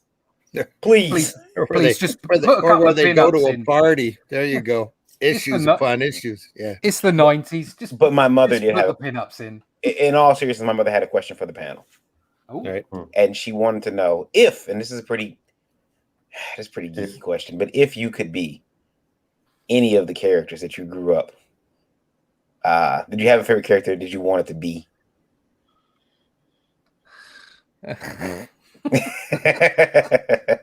Captain Scarlet. Oh, there you go. That's a good character. Captain Scarlet. Varian might not even know who that is. No idea. I have to look him up. I had 3 I wanted to be. I wanted to be Spider-Man. And then I found first I wanted to be Captain Britain because I loved Captain Britain. And then I found Spider-Man after Captain, pretty much straight away after. And I thought, oh no, I'd like to be Spider-Man. And then I thought, no, I just want to be Judge Dredd. Yeah. Wow. I didn't want to be Spider-Man because he's a dope. No, I loved the fact that he had a relationship and everything. He was growing up. So he was that person that I was going to be, when I was older. I was only a kid at the time. It's like, oh, well, that's what being a teenager was all about, and sort of growing into your late teens and early 20s, and getting yourself together. But at the same time, you're a superhero. I thought that was fantastic. I love that. But Judge Dredd was just like, no, I can shoot everyone. Yeah, Judge Dredd is great. I mean, Yeah. Barry and Captain Scarlet's one of Jerry Anderson's marionette shows. If you go on YouTube, you'll find it. Yeah, I'm looking now. I have Captain Scarlet and the Mysterons. I have found the Captain reboot. Scarlet, Indestructible. Dun, Yeah. dun, dun, dun, Absolutely dun. brilliant. I found the reboot. There's a CGI version now. No, Yes, there don't is. watch it. No, don't watch that. No, not It's that. horrible. No. It's absolutely horrible. You want Why the does he original. seem mean? Huh? He's got black rings under his eyes. What's going on with this guy? He's that's indestructible. That's Captain Black, is it? Oh, is that black? He's- Does he have Oh, a black of black course. vest on or a red He was- vest? yeah. He has He was- his black uniform. He was unironically supposed to be the spy, but wasn't. They Is that right? they worked for an organization known as Spectrum. Everybody had a different color. Yeah. So there was Colonel White, Captain Scarlet, Captain Black. And they Captain Blue. fought Captain Blue. against polo mints. Mysterons. Polo mints that used to like float around in the An sky. an alien race that would take over human bodies. Yeah. That you never saw. I You gotta just check saw that out. you just saw a white light with a hole in it. It's- Yeah. Like that. Brilliant. Right, this is in Hatch. Yeah, the like, one. like one of those little light lamps you'd see pass by. Yeah. Now, there's not many people who would get that, but maybe a few more would now. Yeah, he has like these black Very- eyes. That's Captain Black. Yeah, I put There you go. a picture up like that. That's the Arsenal manager, Mikel Arteta. Ah, And okay. It looks just like he's a soccer manager. He looks looks like Captain Black. So remind me, Glenn, was Captain Black the spy? He wasn't a spy. What happened was Captain Black went to Mars on the Zero X vehicle, and they went over the ridge. They're on this like a track vehicle going on the surface of Mars, and they go over this ridge, and there's a city there, and obviously an alien city, even though they're aliens as well, being on Mars. And he's in this, and he's okay. And he was Spectrum's top captain, top agent at the time. And then they were looking at this city, and they didn't know what to do. And the Mysterons who live in the city saw them and said, and this is like on the voiceover, they said, let's talk to them. And they had these big machines that turned towards them. And Captain Black thought they were going to be fired. They were like cannons, and Captain Black thought they were going to fire at them. So he fired at them and destroyed the city. But then they had the power of reconstruction. So these beams came out and they just rebuilt themselves. And they declared war on Earth and took over Captain Black, which is why he goes all dark and rings under his eyes. So he's not really a spy. He's an agent of That's of what the I'm saying. Mysterons. It was questionable as to whether he was in control or not. Wasn't Black and Scarlet together on that? And then they took both of them over, and Captain Scarlet broke the hold the Mysterians had on it. They killed Captain Scarlet and Captain Brown. Okay. And then tried to kill the world president, and then Captain Brown, he literally blew up, but the president got away, and Captain Scarlet fell off a car park, a big high-rise car park, and died. But when he came round again, he was Captain Scarlet, but he was indestructible because Mysterons are indestructible. He was able to reconstruct himself. Yeah. Yes, As so that's the why. song, as the theme tune suggests. Yeah, indestructible, Captain Scarlet. Dun, dun, dun, dun. Yeah, It's absolutely brilliant. You know, they It's fantastic.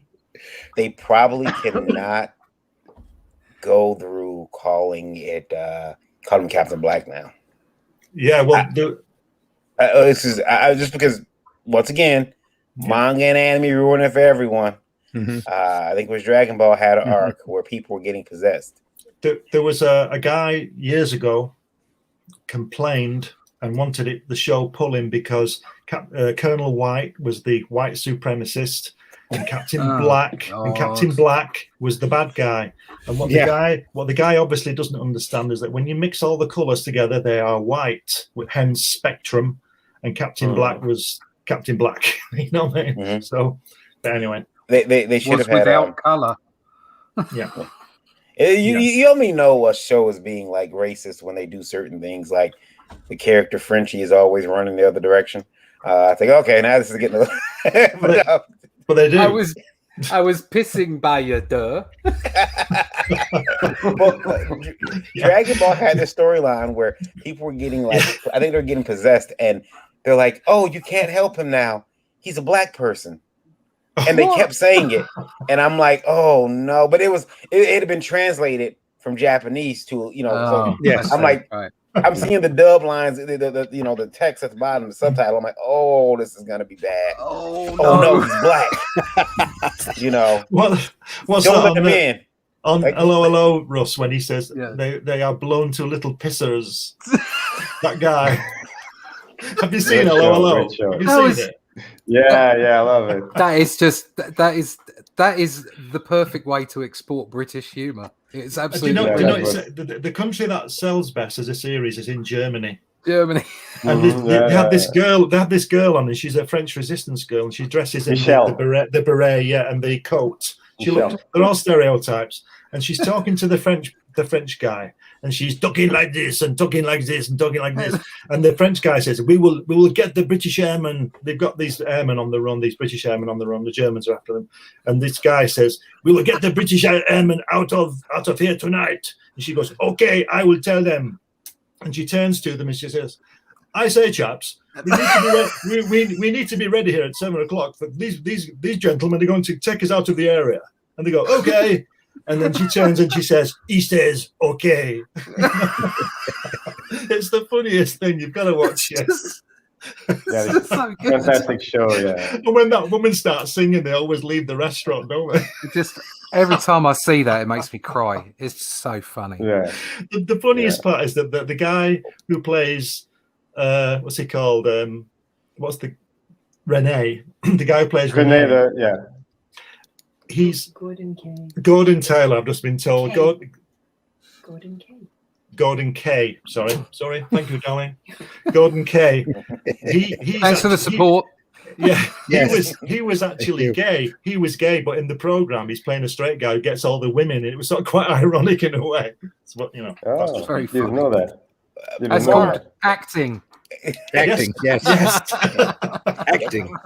Marv, who do you want to be? Well, Conan, first of all, because he was always kicking ass. It's very butch. The Punisher, yeah, especially He those kicks two, ass.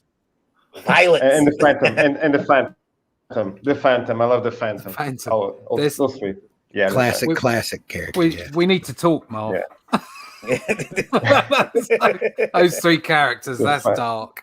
Yeah. Phantom. Yeah. Randy, how about you? Well, growing up, I think I always had an affinity for Scrooge McDuck, but that was me. Donald Duck. Scrooge is cool. No, Scrooge McDuck. I always wanted to go swimming in his little money bin. But yeah. For me, it wasn't until later Wolverine, but I gotta go duck base too. I thought Howard the Duck was the coolest thing, and I had a crush on Leah Thompson. Oh yeah, okay. I So- can see that. I can honestly see that. Yeah. Yeah. So I thought Howard the Duck was super cool. I'm like, oh, I gotta. As a matter of fact, I gotta go buy this a new version of the movie they just put out. Got some more behind the scenes stuff on it. They gotta milk that property for all it's worth until they have to redo it. I was honestly thinking that the MCU was going to redo it when they showed him at the end of Guardians 1. I honestly thought that he was going to be the one to run up and put on the gauntlet and change the Marvel universe. He was at the battle. While everybody's there at the battle, the gauntlet goes flying and he slips it on real fast. Gotcha! Boom! Yeah, he was Howard the there. Duck saves the Marvel universe. Yeah, Which is cool. They put him in that battle. I noticed he didn't drop to his knee when Iron Man died, but whatever. they didn't show him dropping to his knee. He Yeah, was yeah. sad though. He was sad. Everybody took it hard.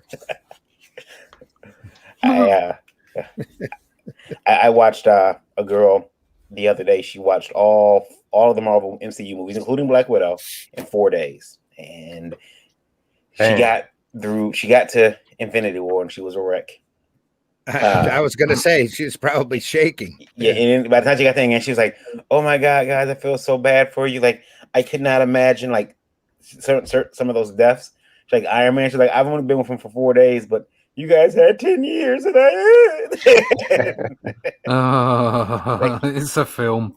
yeah, like, well, yeah. Like, Robert Downey Jr. is alive. He's fine. He's Yeah. He's got a couple nice houses thanks to He's in Marvel. the Bahamas somewhere. A lot more than a couple. Yeah. Yeah. He's got a nice house and a production company and who knows what else. Mhm. But you should have asked her, how do you think it would have felt having to wait 6 months or 8 months or whatever between Infinity War and Endgame? Yeah. There you go. That's a wait. After watching Endgame, I could have just stopped at Infinity War. Amen. Yeah. After Infinity Same. War, I had an old time buddy of mine call me up and cuss me out over and over. He said, "You never told me how this movie is." I didn't want to spoil it for you. Oh, he was mad too, really mad. I remember a guy said if Marvel had, I know he's still on my friends list. He said if Marvel had any type of artistic credibility, they would not do another movie after Infinity War. That would have been it. That's not how the Forget money about train everything. works. Yeah. Sorry. That's not how that works. That's not how any of that works. There's Captain Scarlet right there. If you haven't watched an episode of Captain Scarlet, you really need to. It's like brilliant. it's like a serious Team America.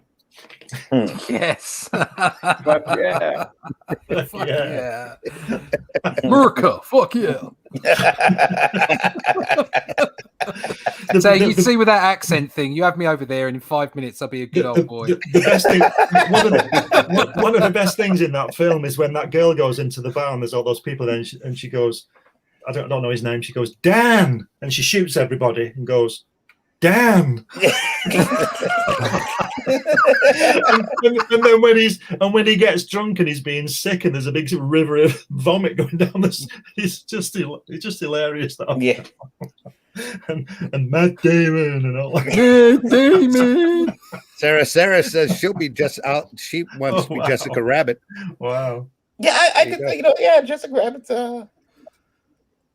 I think my wife's is either Jessica Rabbit or Lola Bunny. Captain Scarlet action figures. Yeah. Captain Scarlet action. Oh, they had Captain Scarlet everything. Brilliant. The car they used to run around with was amazing. The red car used to have a door and the seat would open on the side. No, that was the SPV. That was a blue one. Okay. The red one was a Spectrum squad car or something. Okay. But it was bluey grey. But yeah, the seats used to come out the side. Yeah, it has been a while since I watched that show. Yeah. My brothers were really big fans of that show. Impressive. It has tracks on the back as well, so it can go up hills, mountains. Yeah. It tips up and goes on these tracks. It's really good. In fact, I've got an SPV somewhere. I had a Toyota like that one.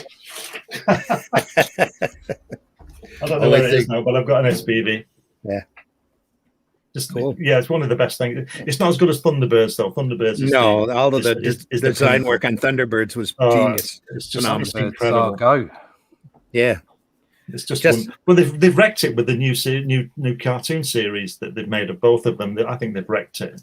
They changed all the characters, which is the normal thing these days, and it's just not as good. I mean, not nearly as bad as the Nickelodeon movie. I'm seeing that. Thunderbird, good. Don't.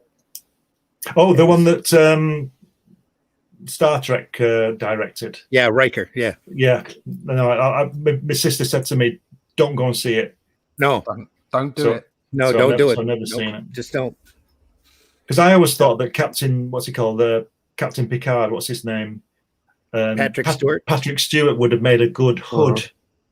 Yes. More than the Gandhi guy who got the job. Jonathan Frakes was the director of the Nickelodeon movie, and it cost him his career. Yeah. So he didn't get any more theatrical movies after that. All he had was episodic television. He did get a Star Trek afterwards, didn't he? But I don't suppose that counts, really. I think he's done a couple of episodes of television, quite a few episodes of television after that. But they never gave him a feature film budget. But he never did a regular movie again. We spoke about this last week. What are directors doing? That directors should be there to direct the film. Mm-hmm. The writer should write the film, and it's like this whole idea now. It seems to be just taken for granted that all directors are in complete control of the film that they're producing. That's the perception. Yeah. When you're a director, you're supposed to bring a vision of what you've been given from the writer. Exactly. And work in conjunction. And your Yep. vision as a director is not to have complete control over the story and over the premise of the film, but to give the premise of the film and the story an outlet, to give it a creative environment, to get that across to people in the best way possible. And we've gone to this point now where the directors are effectively in complete creative control of everything, including the story. And it's like, it all comes back down to them anyway. The director is the one that gets blamed if the movie bombs, not the people around him or the writer that writes a bad script. If you look at the older thing like Scorsese and Stanley Kubrick, you'll see that they're always involved with the screenplay. Ford Coppola, sort of co-wrote The Godfather. Even Hitchcock. though even though Coppola took it from the book from, was it Mario Puzo? Oh. He's on a script writing credit, and that's. But he didn't write the book. No, he was part of the creative team. He was the head of the creative team to take an already created story and make it work as a film. Rather than distort the book to such a degree or distort the source material just because he wanted to make it look a certain way. There's a difference, isn't there? Yeah. You have to have extreme clout anymore in Hollywood to be able to get to that level where you are in complete control. You have to be a Scorsese in order to be able to control the script and every aspect of in order to make the movie yours. And that was one of Arthur Clarke's gripes with Kubrick for 2001, that they wrote the book. It was a short story called The Sentinel from 1956 or something. They took that story about mankind meeting an alien civilization or evidence of it and turned it into 2001.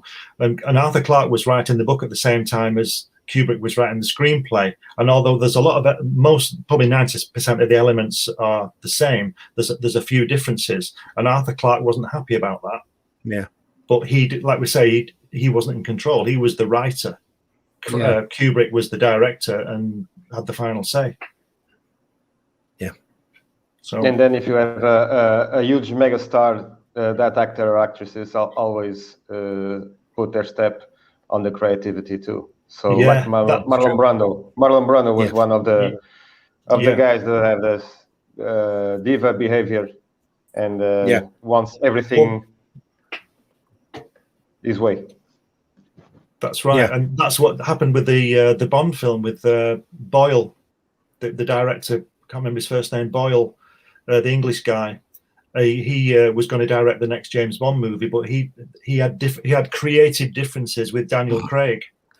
Right. So he left. Which is rubbish, isn't it? Because Daniel Craig is the actor. He should just I know he's the name that brings a lot of people in, but he should still just do what he's told. Yeah. To a degrry. Well, seriously, it's the character that brings a lot of the most of the people in the seats because it's a James Bond movie. Or used to. Yep. I don't hold much hope for the next film, to be honest. Well, is it ever coming out? I don't know. Eventually, probably before the end of the year, more than likely, if I remember right. I saw the trailer for it. It didn't look bad. I was kind of, but trailers can be cut. However, of course, isn't it Daniel Craig's last one? Yeah, apparently. Yeah. Supposed to be, but every Bond movie's that actor's last one. Yeah. So, Brian K. Morris in the house. Good morning, gentlemen. Is it the crack of noon yet? Almost. Thanks for joining us, Brian. We appreciate you very much. Keely Chow. Hey, everybody. Good morning. Good morning, Keely. We're doing all right.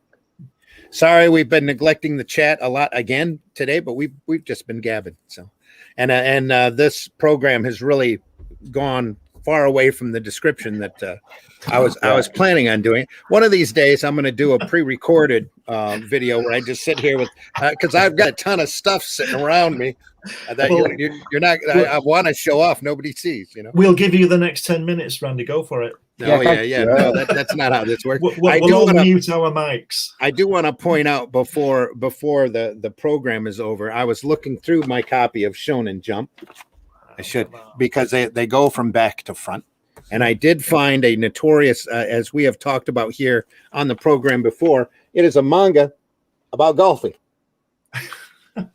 As the guy starts out normal and then gets savage on his swing. Look at that exaggeration. That's part of the fun, especially of the manga medium. The manga medium, where they're not afraid to go that distance there. Yeah. To the over exaggeration. Look at those lines. Look at those lines behind the artwork. Part of the fun account. Oh yeah. Now I lost the page. Taking you that way. It's absolutely brilliant. Yes. Great technique. Just amazing. So are those panels reading left to right? They are, but the camera might have reversed them. Here's a baseball. Yeah. Strip. So what I mean is it goes backwards. So you read the book. Yeah. Yeah. That's the back cover for us is the front cover for them. But the panels they go right to left, up to left to right. No, it's right to left. It is right to left. Right. Yeah. Okay. Okay. Yeah, they go right to left, up to down, but the majority of the time their layouts are pretty straightforward where anybody can follow. So is your camera reversing everything? No, I don't think it is. No. Well then that golfer guy went from left to right. I'm looking for it again now. It's such a big book. You did, I did find it. Oh, look at that. Didn't they? Awesome shot there. Didn't they reprint Akira back to front, so to speak? They reversed. They started out when they printed manga here in the States and other European countries. They flopped the art. Yeah, because they had, I seem to remember they had problems with the lettering on it because they had to, obviously put English in it, and everything was the wrong way around. Yeah. Well, a lot of the manga artists were complaining. And that did go from right to left now that you mention it, or from left to right. Yeah, it did. So that went from left to right. Yeah, yeah. Mm-hmm. The progression does. What's the Bobby there? What's going on there then? I couldn't tell you. What's the Bobby there?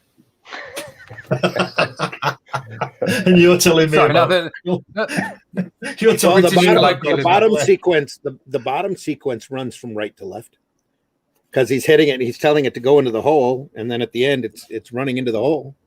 Good Lord! Oh, so he's basically snaked. The artist has snaked around the page. Yeah. Well, there's no rule set there, is there? They just get away with it. Yep. Is it because it's a spread page? Maybe that could be it too. It's a different rule for himself. Yeah, but it's still left to right and right to left. Great progression there. Here, you would not get away with that. Right. You would not get away with that in European European or American comics. No, everything American comics would have to be left to right. If you were working in doing your own independent work or alternative work, you could do whatever you want. I don't know. I got a PDF where I just seen somebody just did. Never mind. What did you just do? Got a what? I thought you said you had to leave. I have a PDF from a writer, and it was hey, what's this here? Hey, there he is. There he is. Sorry, I put that up earlier. I forgot to put it up. Oh, sweet. I loved that that Howard the Duck. Did Buscema draw that Howard the Duck book? I think so. Alcala inked it, didn't it? Or yeah. Was that the Kirby one? Which book? I remember getting a book in the back in the day when I was a kid. And most of the Howard run was done by Gene Colan, and then Frank Brunner had done a couple of issues before that. Yeah. Okay, I haven't been able to get hold of that book for ages, but I remember having it as a kid and just being totally in love with the artwork. Mm-hmm. Yeah. Didn't Alcala? Sorry, Ross. No. It's fine. Didn't Alcala ink Destroyer Duck on Kirby? I'm pretty sure you're right. Yes. Yeah. Destroyer Duck was a one-shot that they did in order to support Steve Gerber, I believe, who was the writer on Howard the Duck. Yeah, that lawsuit, didn't he? Yeah, to support that lawsuit, Kirby went through and penciled it. It was called Destroyer Duck. It was kind of like a Punisher duck. Yeah. Do you know Kirby? He didn't take any pay for that book, and he also donated the artwork. But where's that now? Yeah.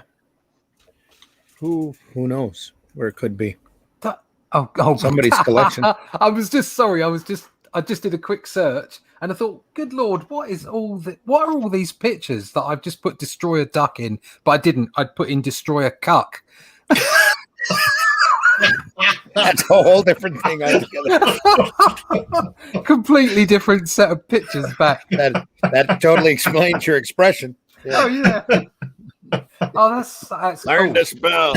He's got a metal arm and everything. Oh, We look at that. also have Destroy. That's also from Eclipse, the same people that did Destroy Your Duck. Look at that. Remember The that loudest comic book universe. loudest comic in the universe? Yes. Sorry, come in the universe. Yeah. Oh. I got Jack. Destroy a Duck, issue 1, pages. That's by 2 to the 3. great Scott McCloud before he did Understanding Comics. Wow. So parents beware, this comic book is exactly what you think it is. 32 pages of meaningless, overblown violence, mayhem, and destruction, plus one naughty word. Bye, bye, bye. That wasn't the naughty word. All the way through it, it's one great big giant superhero battle. Oh man, that was great. If you've never seen the book, it's well worth it. They even have in the large treasury book, they even have a map of Manhattan pointing out the different points of destruction. Let's have a look at the front. Can I see the front cover again? Yeah. That's brilliant. Destroy. And that's one the villain all the way through. That's all he says is destroy. In fact, they take and have he has a lot of play with it. Destroy. And then of course the only person that gets injured in the entire book is the damsel, the main love interest. She gets conked in the head.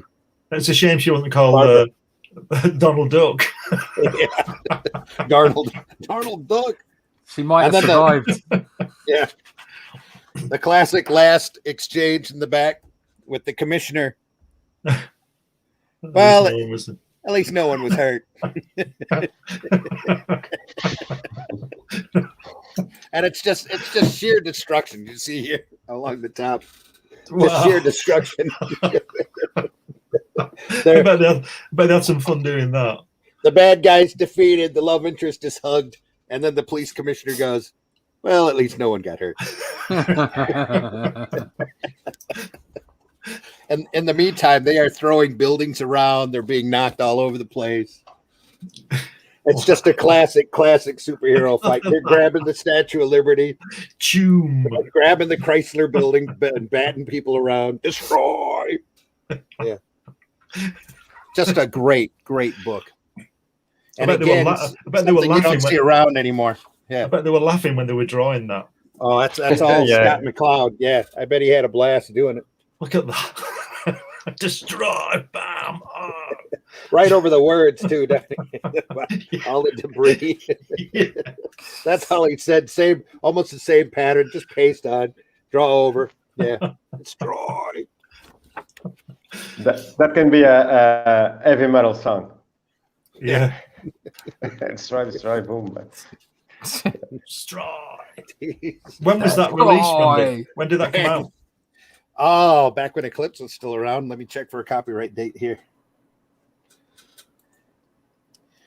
86. Wow. 86 published through Eclipse. Wow. But they reprinted this in a couple of formats, but it's not the same unless you get the Treasury edition, the big size, because that's got everything so blown up, but literally in that it's phenomenal. And I think he auctioned off those pages too, and it went for charity, if I'm not mistaken. Just a lot of fun. Before we leave, we need to show Marv's campaign here. Yeah, thanks. So that everyone knows. Oh, just a second here. Apparently I didn't get over to it.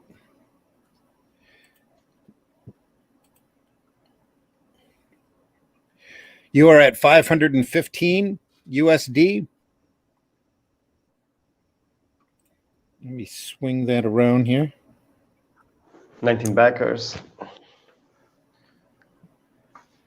Right there. There we go.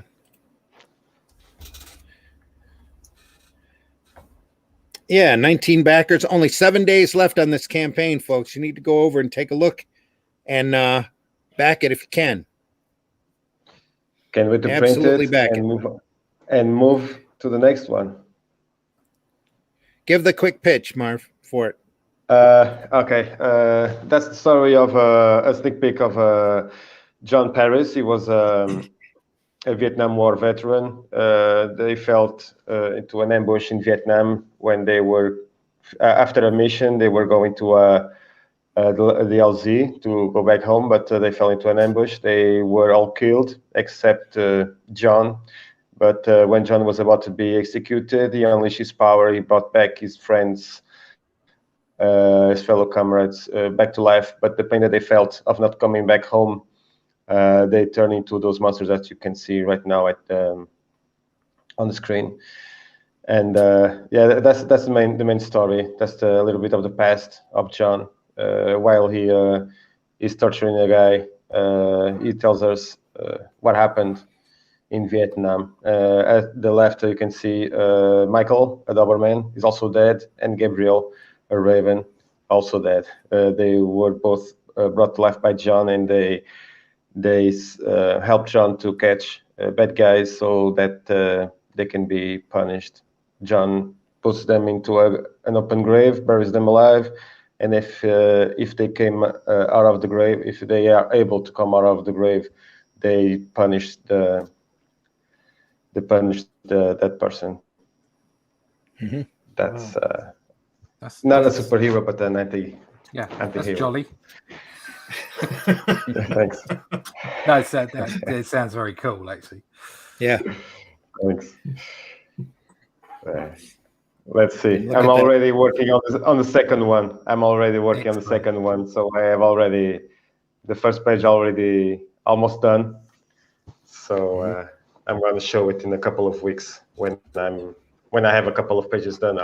I'll share it with everybody. And it's been so much fun watching you on Facebook as you show your work in progress.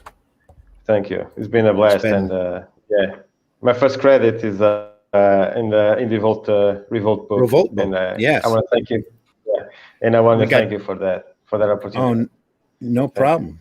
Happy to do it. That was the whole part of the doing the Revolt book, is showing off work from people that everybody hears from on the show and doesn't get a chance to see what everybody is able to do. So it was a joy to be able to put some Glenn B. Fleming in there, some Marv in there, some Russ in there, some of myself, everybody except for the Varian there. We had but sort yourself out, mate. Yeah. Come on. Varian did design the logo, the Indie Volt, not the logo itself, but the Indie Volt fist there on the cover. So he did have a part in the book. Yeah. Give me my roses. Nice. No. He designed that right there. Yeah. I want it I'm now. on every cover.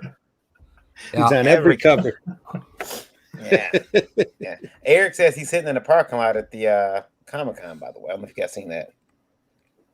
No, but why is he just sitting in the parking lot? Was somebody locked him in? Yet. So can he not get out of the car? Yes, it's good morning from a vendor parking lot in Rogers, Arkansas. Rogers, Arkansas. Get to the locks, mate. Get to the locks. It's the child lock. No, he's probably waiting to go into the convention. It's he's at a convention. He's in Arkansas. You know, me and Eric do a lot of traveling together, and I've that year off with no cons. Eric bounced right back into it. I'm slow. I'm like, I got my first con of the year next week. Done. Yeah. Well done, Eric. Good luck, Eric. Yeah, Eric's back on the road, man. He's back in the swing of things. I know. Nice. When I have to do Last Call Comics again, I'm gonna be completely rusty. I know it. Like I'm gonna forget stuff because the wife has convinced me to take a toolbox to the conventions, and it's got everything in there. I mean, I got screwdrivers, tape, glue, all this other stuff that you don't think you'll need, but you'll find out that you absolutely have to have, or that everybody around you forgot to bring. Yeah. So that's I'm usually that guy. Yeah. No, don't. But you don't lend it to them. You just use it in front of them to make them feel bad. No, you lend it to them, but you keep an eye on them. Make sure you get it back. That's the thing. I've measured that tape. I know how much I've got. Yeah, exactly. Make sure I get those back. That's my only pair of scissors. You know? There is one thing. I don't know if you guys have ever seen my setup. It's I got a big light box, scroll bar, LED scroll bar that goes across it. Has a website. I put messages on it all the time. We're having a sale. What book is on sale? All this fun stuff. Well, it's like a mini Vegas or a carnival all rolled into one. Yeah, my booth is weird. When I said, but flashing lights, dancing girls, all sorts of stuff. I put up but I couldn't find a way to. So first of all, there's a store called Harbor Freight. It's very cheap tools. And that describes that store. Yes, they're really cheap tools, and they had a ammunition case for $15. And I said, this ammunition it's a military ammunition case. You never know when you're going to need an ammunition case. Well, I said this would be great to carry my some of my stuff in because it has a nice clamp on it. All the art boxes to carry your stuff in, they have weak little flimsy clamps. We used to carry tackle boxes. Yeah, see, I got this big like navy green ammo box, and then my dumb ass is looking for something to put the light bar in because I don't like carrying this light bar around. I have a nice sewing box. And it's there pink. You go. Yeah, almost the same thing. And it's pink. That's because I'm very at ease with my own sexuality. To make the boys wink. Yeah. If they want, you know. Got to please as many people as possible, haven't you? Doesn't matter what color it is, as long as it's functional. That's the one. Yes. Go on there, Ian. Finish your story. Well, the problem is, as I walk in, and this is the actual can, by the way. I'm going to put a picture of it up. This is the actual can. Okay. And you wonder why that policeman wanted a word with you. Yeah, exactly right. Yeah, I put my markers in it and some of my art supplies. But the problem is, my light bar, the scroll bar I have, I couldn't find anything to put it in, and my dumb ass finally decides, hey, you know what? You know what works? What will fit? An AR-15 case. So I have an AR-15 case that this bar is in. So when I walk into the con area with an AR case and an ammo can, and I'm wanting people to get the hell out of my way. And I'm a vendor, so no one checks me. You know, no one bothers to wand me down. But so when you think Marv's dark with the Punisher and stuff, that's fine, Marv. That's fine. You can carry, as long as you don't walk in the con carrying the ammo can. Yeah. To my credit, I did peel off the sticker. It does not say ammo. You probably wouldn't get stopped now because it would be against your human rights. Yeah. Yeah.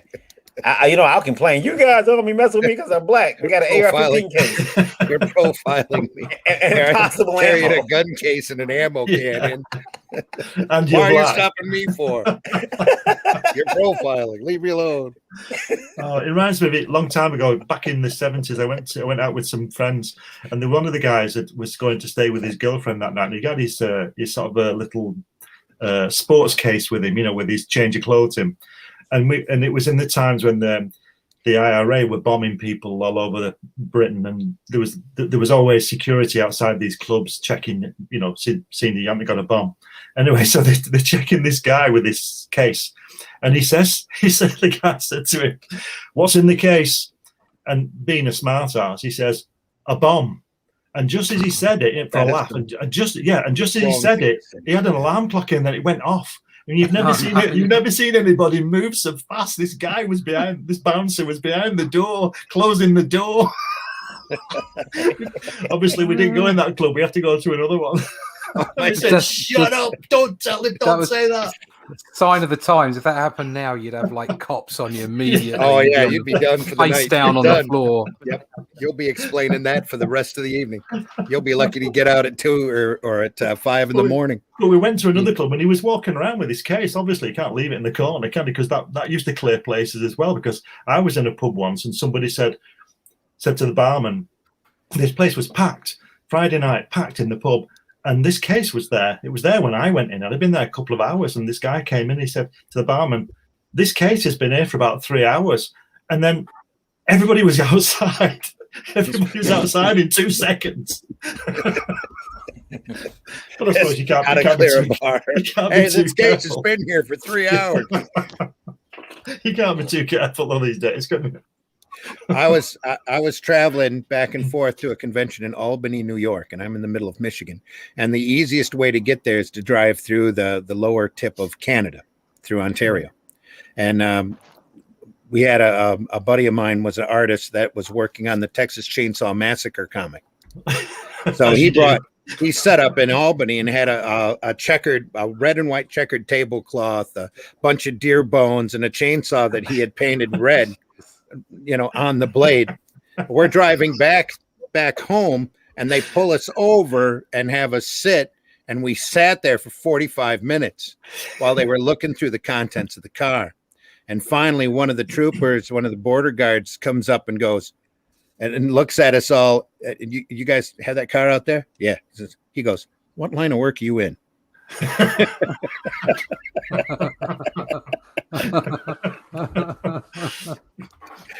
Yeah. That was a scary. That was just one of the scariest border crosses I've ever had. Because we were all sitting there going, "We're screwed. They're going to see the bones. They're going to see the chainsaw. They're going to have to test it. Blah blah blah. Oh, it's going to be trouble." And I told you not to bring so many visual aids.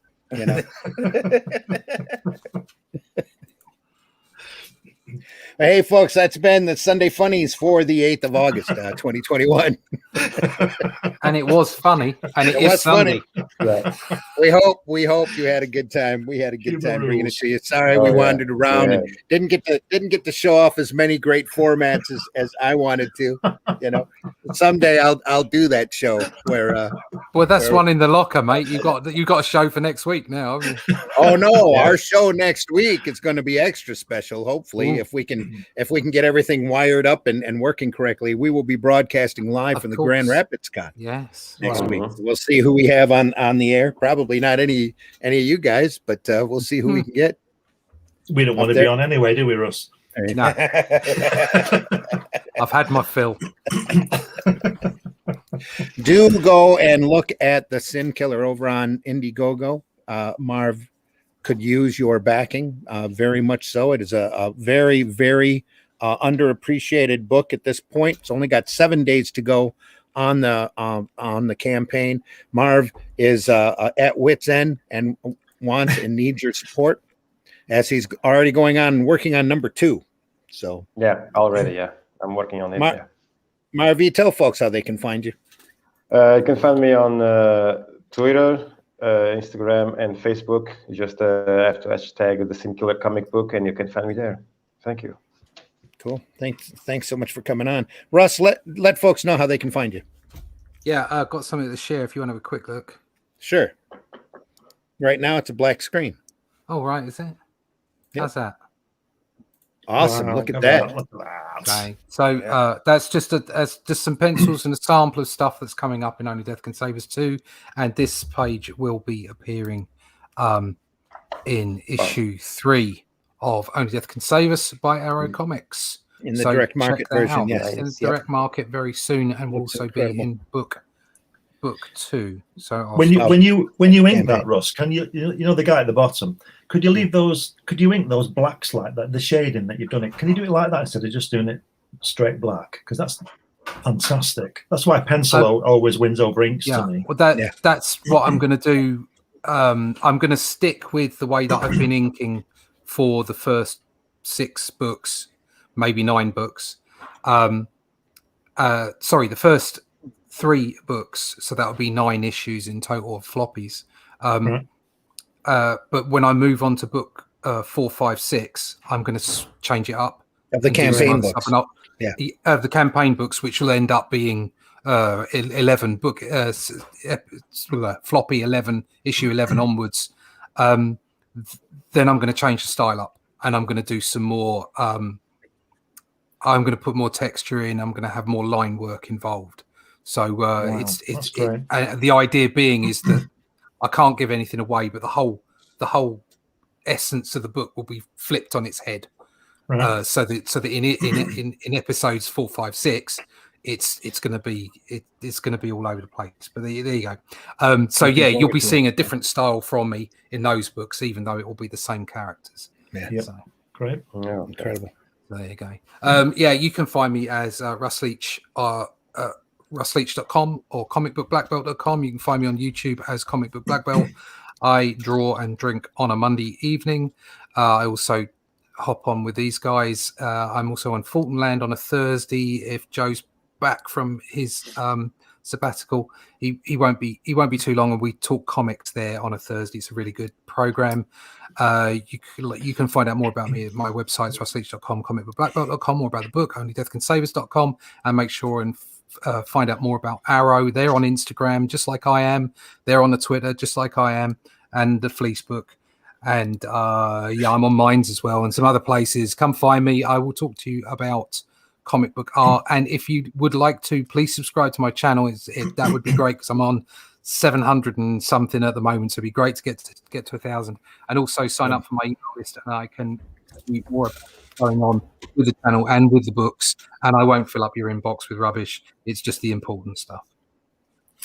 Okay, Glenn, let folks know how they can find you. Yeah, really easy. All my books and magazines are on Amazon, and you can see me on Facebook or by email on comicsunlimitedmagazine@gmail.com.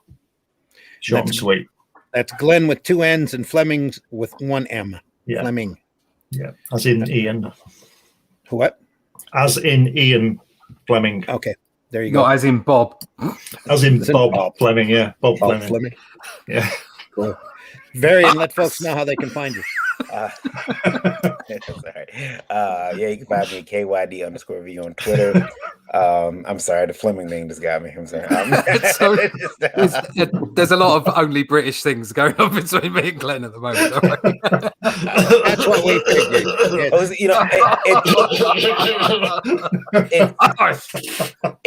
It's funny because every time I think about Fleming, I think about Ian Fleming, and I keep joking that Glenn's related to him. And then I'm like, I'm thinking like, how racist is that? Because I know people like people come to America, they're like, oh, is J. Cole and Keisha Cole, are they related? It's like, no, that's not racist. They're both black. That's not racist because Fleming isn't a race, is it? You see, but it's not.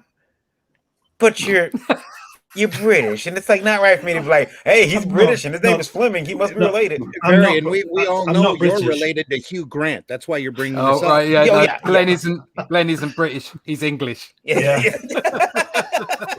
Well, yeah, English. Yeah, I'm sorry. Yeah, English. Yeah, he's not. Yeah, he didn't make the cut for. Been a long time getting rid of that accent, didn't you, son?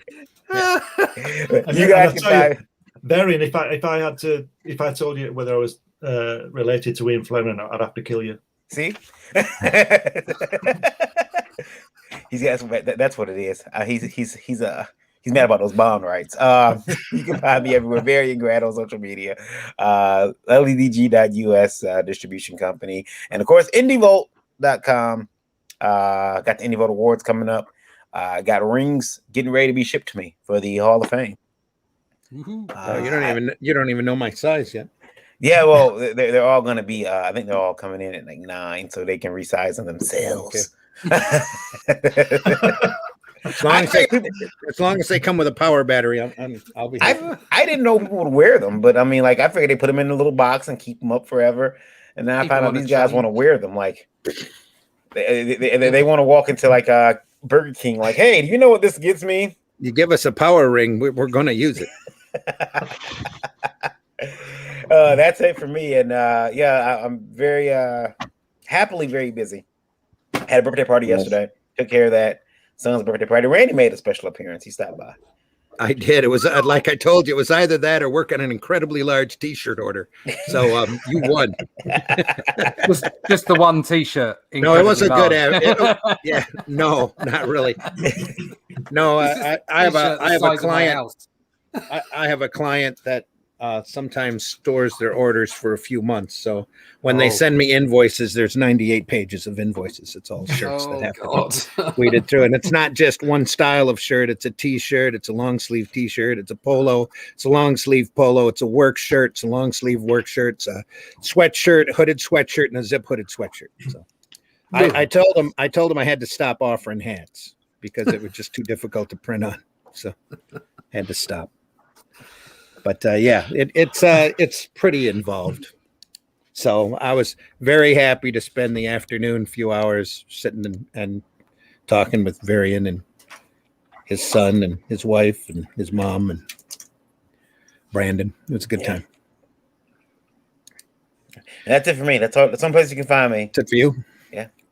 You'll find Varian and myself on Tuesday on the Live Wire program, along with a few friends and acquaintances, folks that we have on. I don't have any idea who's coming on. That's Tuesday night at 9 p.m. for the Live Wire program. Then Wednesday night, I'm not sure. Lola usually has. There we are. Lola usually has a Geekgasm. I'm pretty sure she plans on doing that this week on Wednesday night at 9 p.m. Yeah. Thursday morning, we have the Breakfast Buzz. So stop by and see who's there. That was a leg he was waving, by the way, folks. That's a leg. Just so you know, so we clarify that. Viewing audience, our listening audience, we do appreciate you greatly listening to us on Indie Volt Radio, indievolt.com. You can get that link through Streama and through Google Play. You can listen to us on the radio, so you don't have to look at our faces and our nitwittery that we perform here for you. On next Sunday, we plan on broadcasting from the Grand Rapids Con. We're not sure who will be the guest, but we'll go out and try to find folks who want to talk to all of you about what they're doing and their stuff. So pay attention then, or tune in then, I should say. Sunday Funnies at 9 a.m. on Sunday. Here on the Indie Volt Radio Network, on Facebook, on YouTube, especially. If you can get over to YouTube, even if you don't listen to us all the time on YouTube, please go over there and subscribe. We are over 1,000 viewers right now, or 1,000 subscribers, I should say. Our watch hours on YouTube are way up. We're waiting for the okay for monetization. So then we really have to worry about the content that we have, and we'll be able to take super chats and help Varian afford his bandwidth on this program. So please go over there if you can. Indie Volt at indievolt.com or Indie Volt Live at indievolt.com. We're always interested in your input. If you have anything to say, please keep your messages to 90 words or less, especially if they're important and that you're need to going be to say addressed. keep your opinions to yourself. Keep your opinions to yourself, son. Yeah, no, keep your comments to 90 words or less, so Varian could type them out on a card if we need to address them, especially if they're important. We are here to answer your questions, to give you an education, and we love doing this podcasting thing. So please tune in for that. Is that everything? Have we forgotten anything? Oh, of course we have. We have forgotten. Please go over to Liberty Entertainment Distribution, ledg.us, to learn about a new and different kind of distributor. If you are a publisher or if you are a retailer, you really want to look at Liberty Entertainment Distribution. I know what you're thinking. If you're a retailer, oh my God, it's another distributor. I don't need them, but this is a distributor to help you out that offers alternative and independent books that you will not or could not find on other services, and it's a direct order to ship to shelf system where you're not having to worry about having to afford them 3 months from now or 2 months from now. Anything you order from Liberty is already on hand, ready to be shipped to you, ready to go on your shelves and make you money. So go over to ledg.us and take a look. Arrow Comics, which is a comic company that I'm bringing back, is exclusive to Liberty distribution. We're real happy to be partnering up with them. And we already have comics available through Liberty, as well as the new set of comics that I'm not sure if Varian has them up there yet or not, but if not, they will be up there very shortly.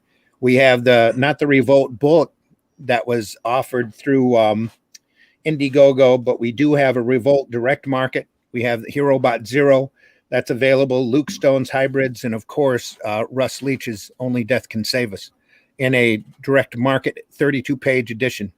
They are incredibly nice books, probably the prettiest books I've ever been associated with having printed.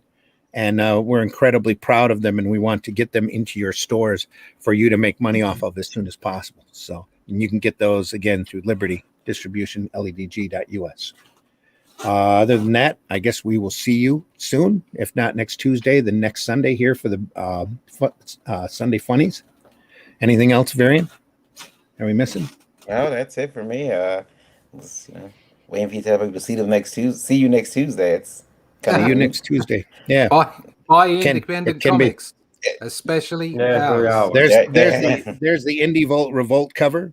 Just filling in for Daphne there. Yes. Yeah, you got to make a clip about it. Yeah, definitely. Yes. That would be better.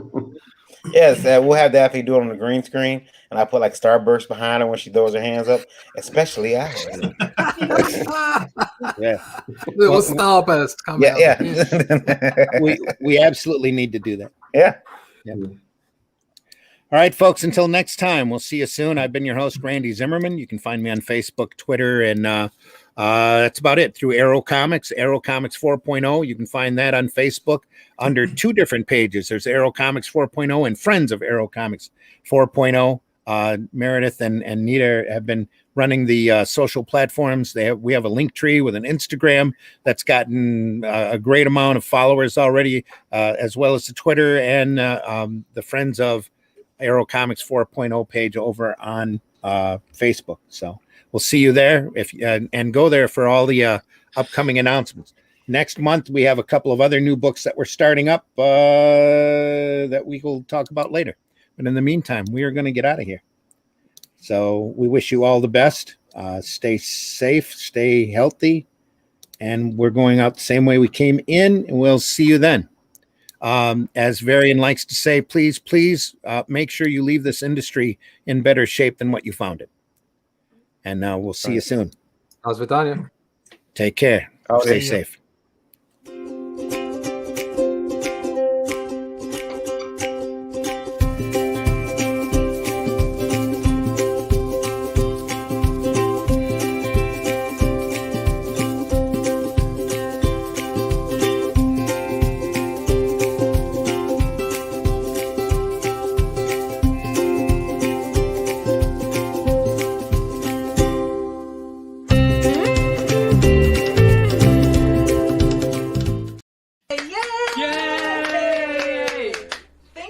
You've accomplished.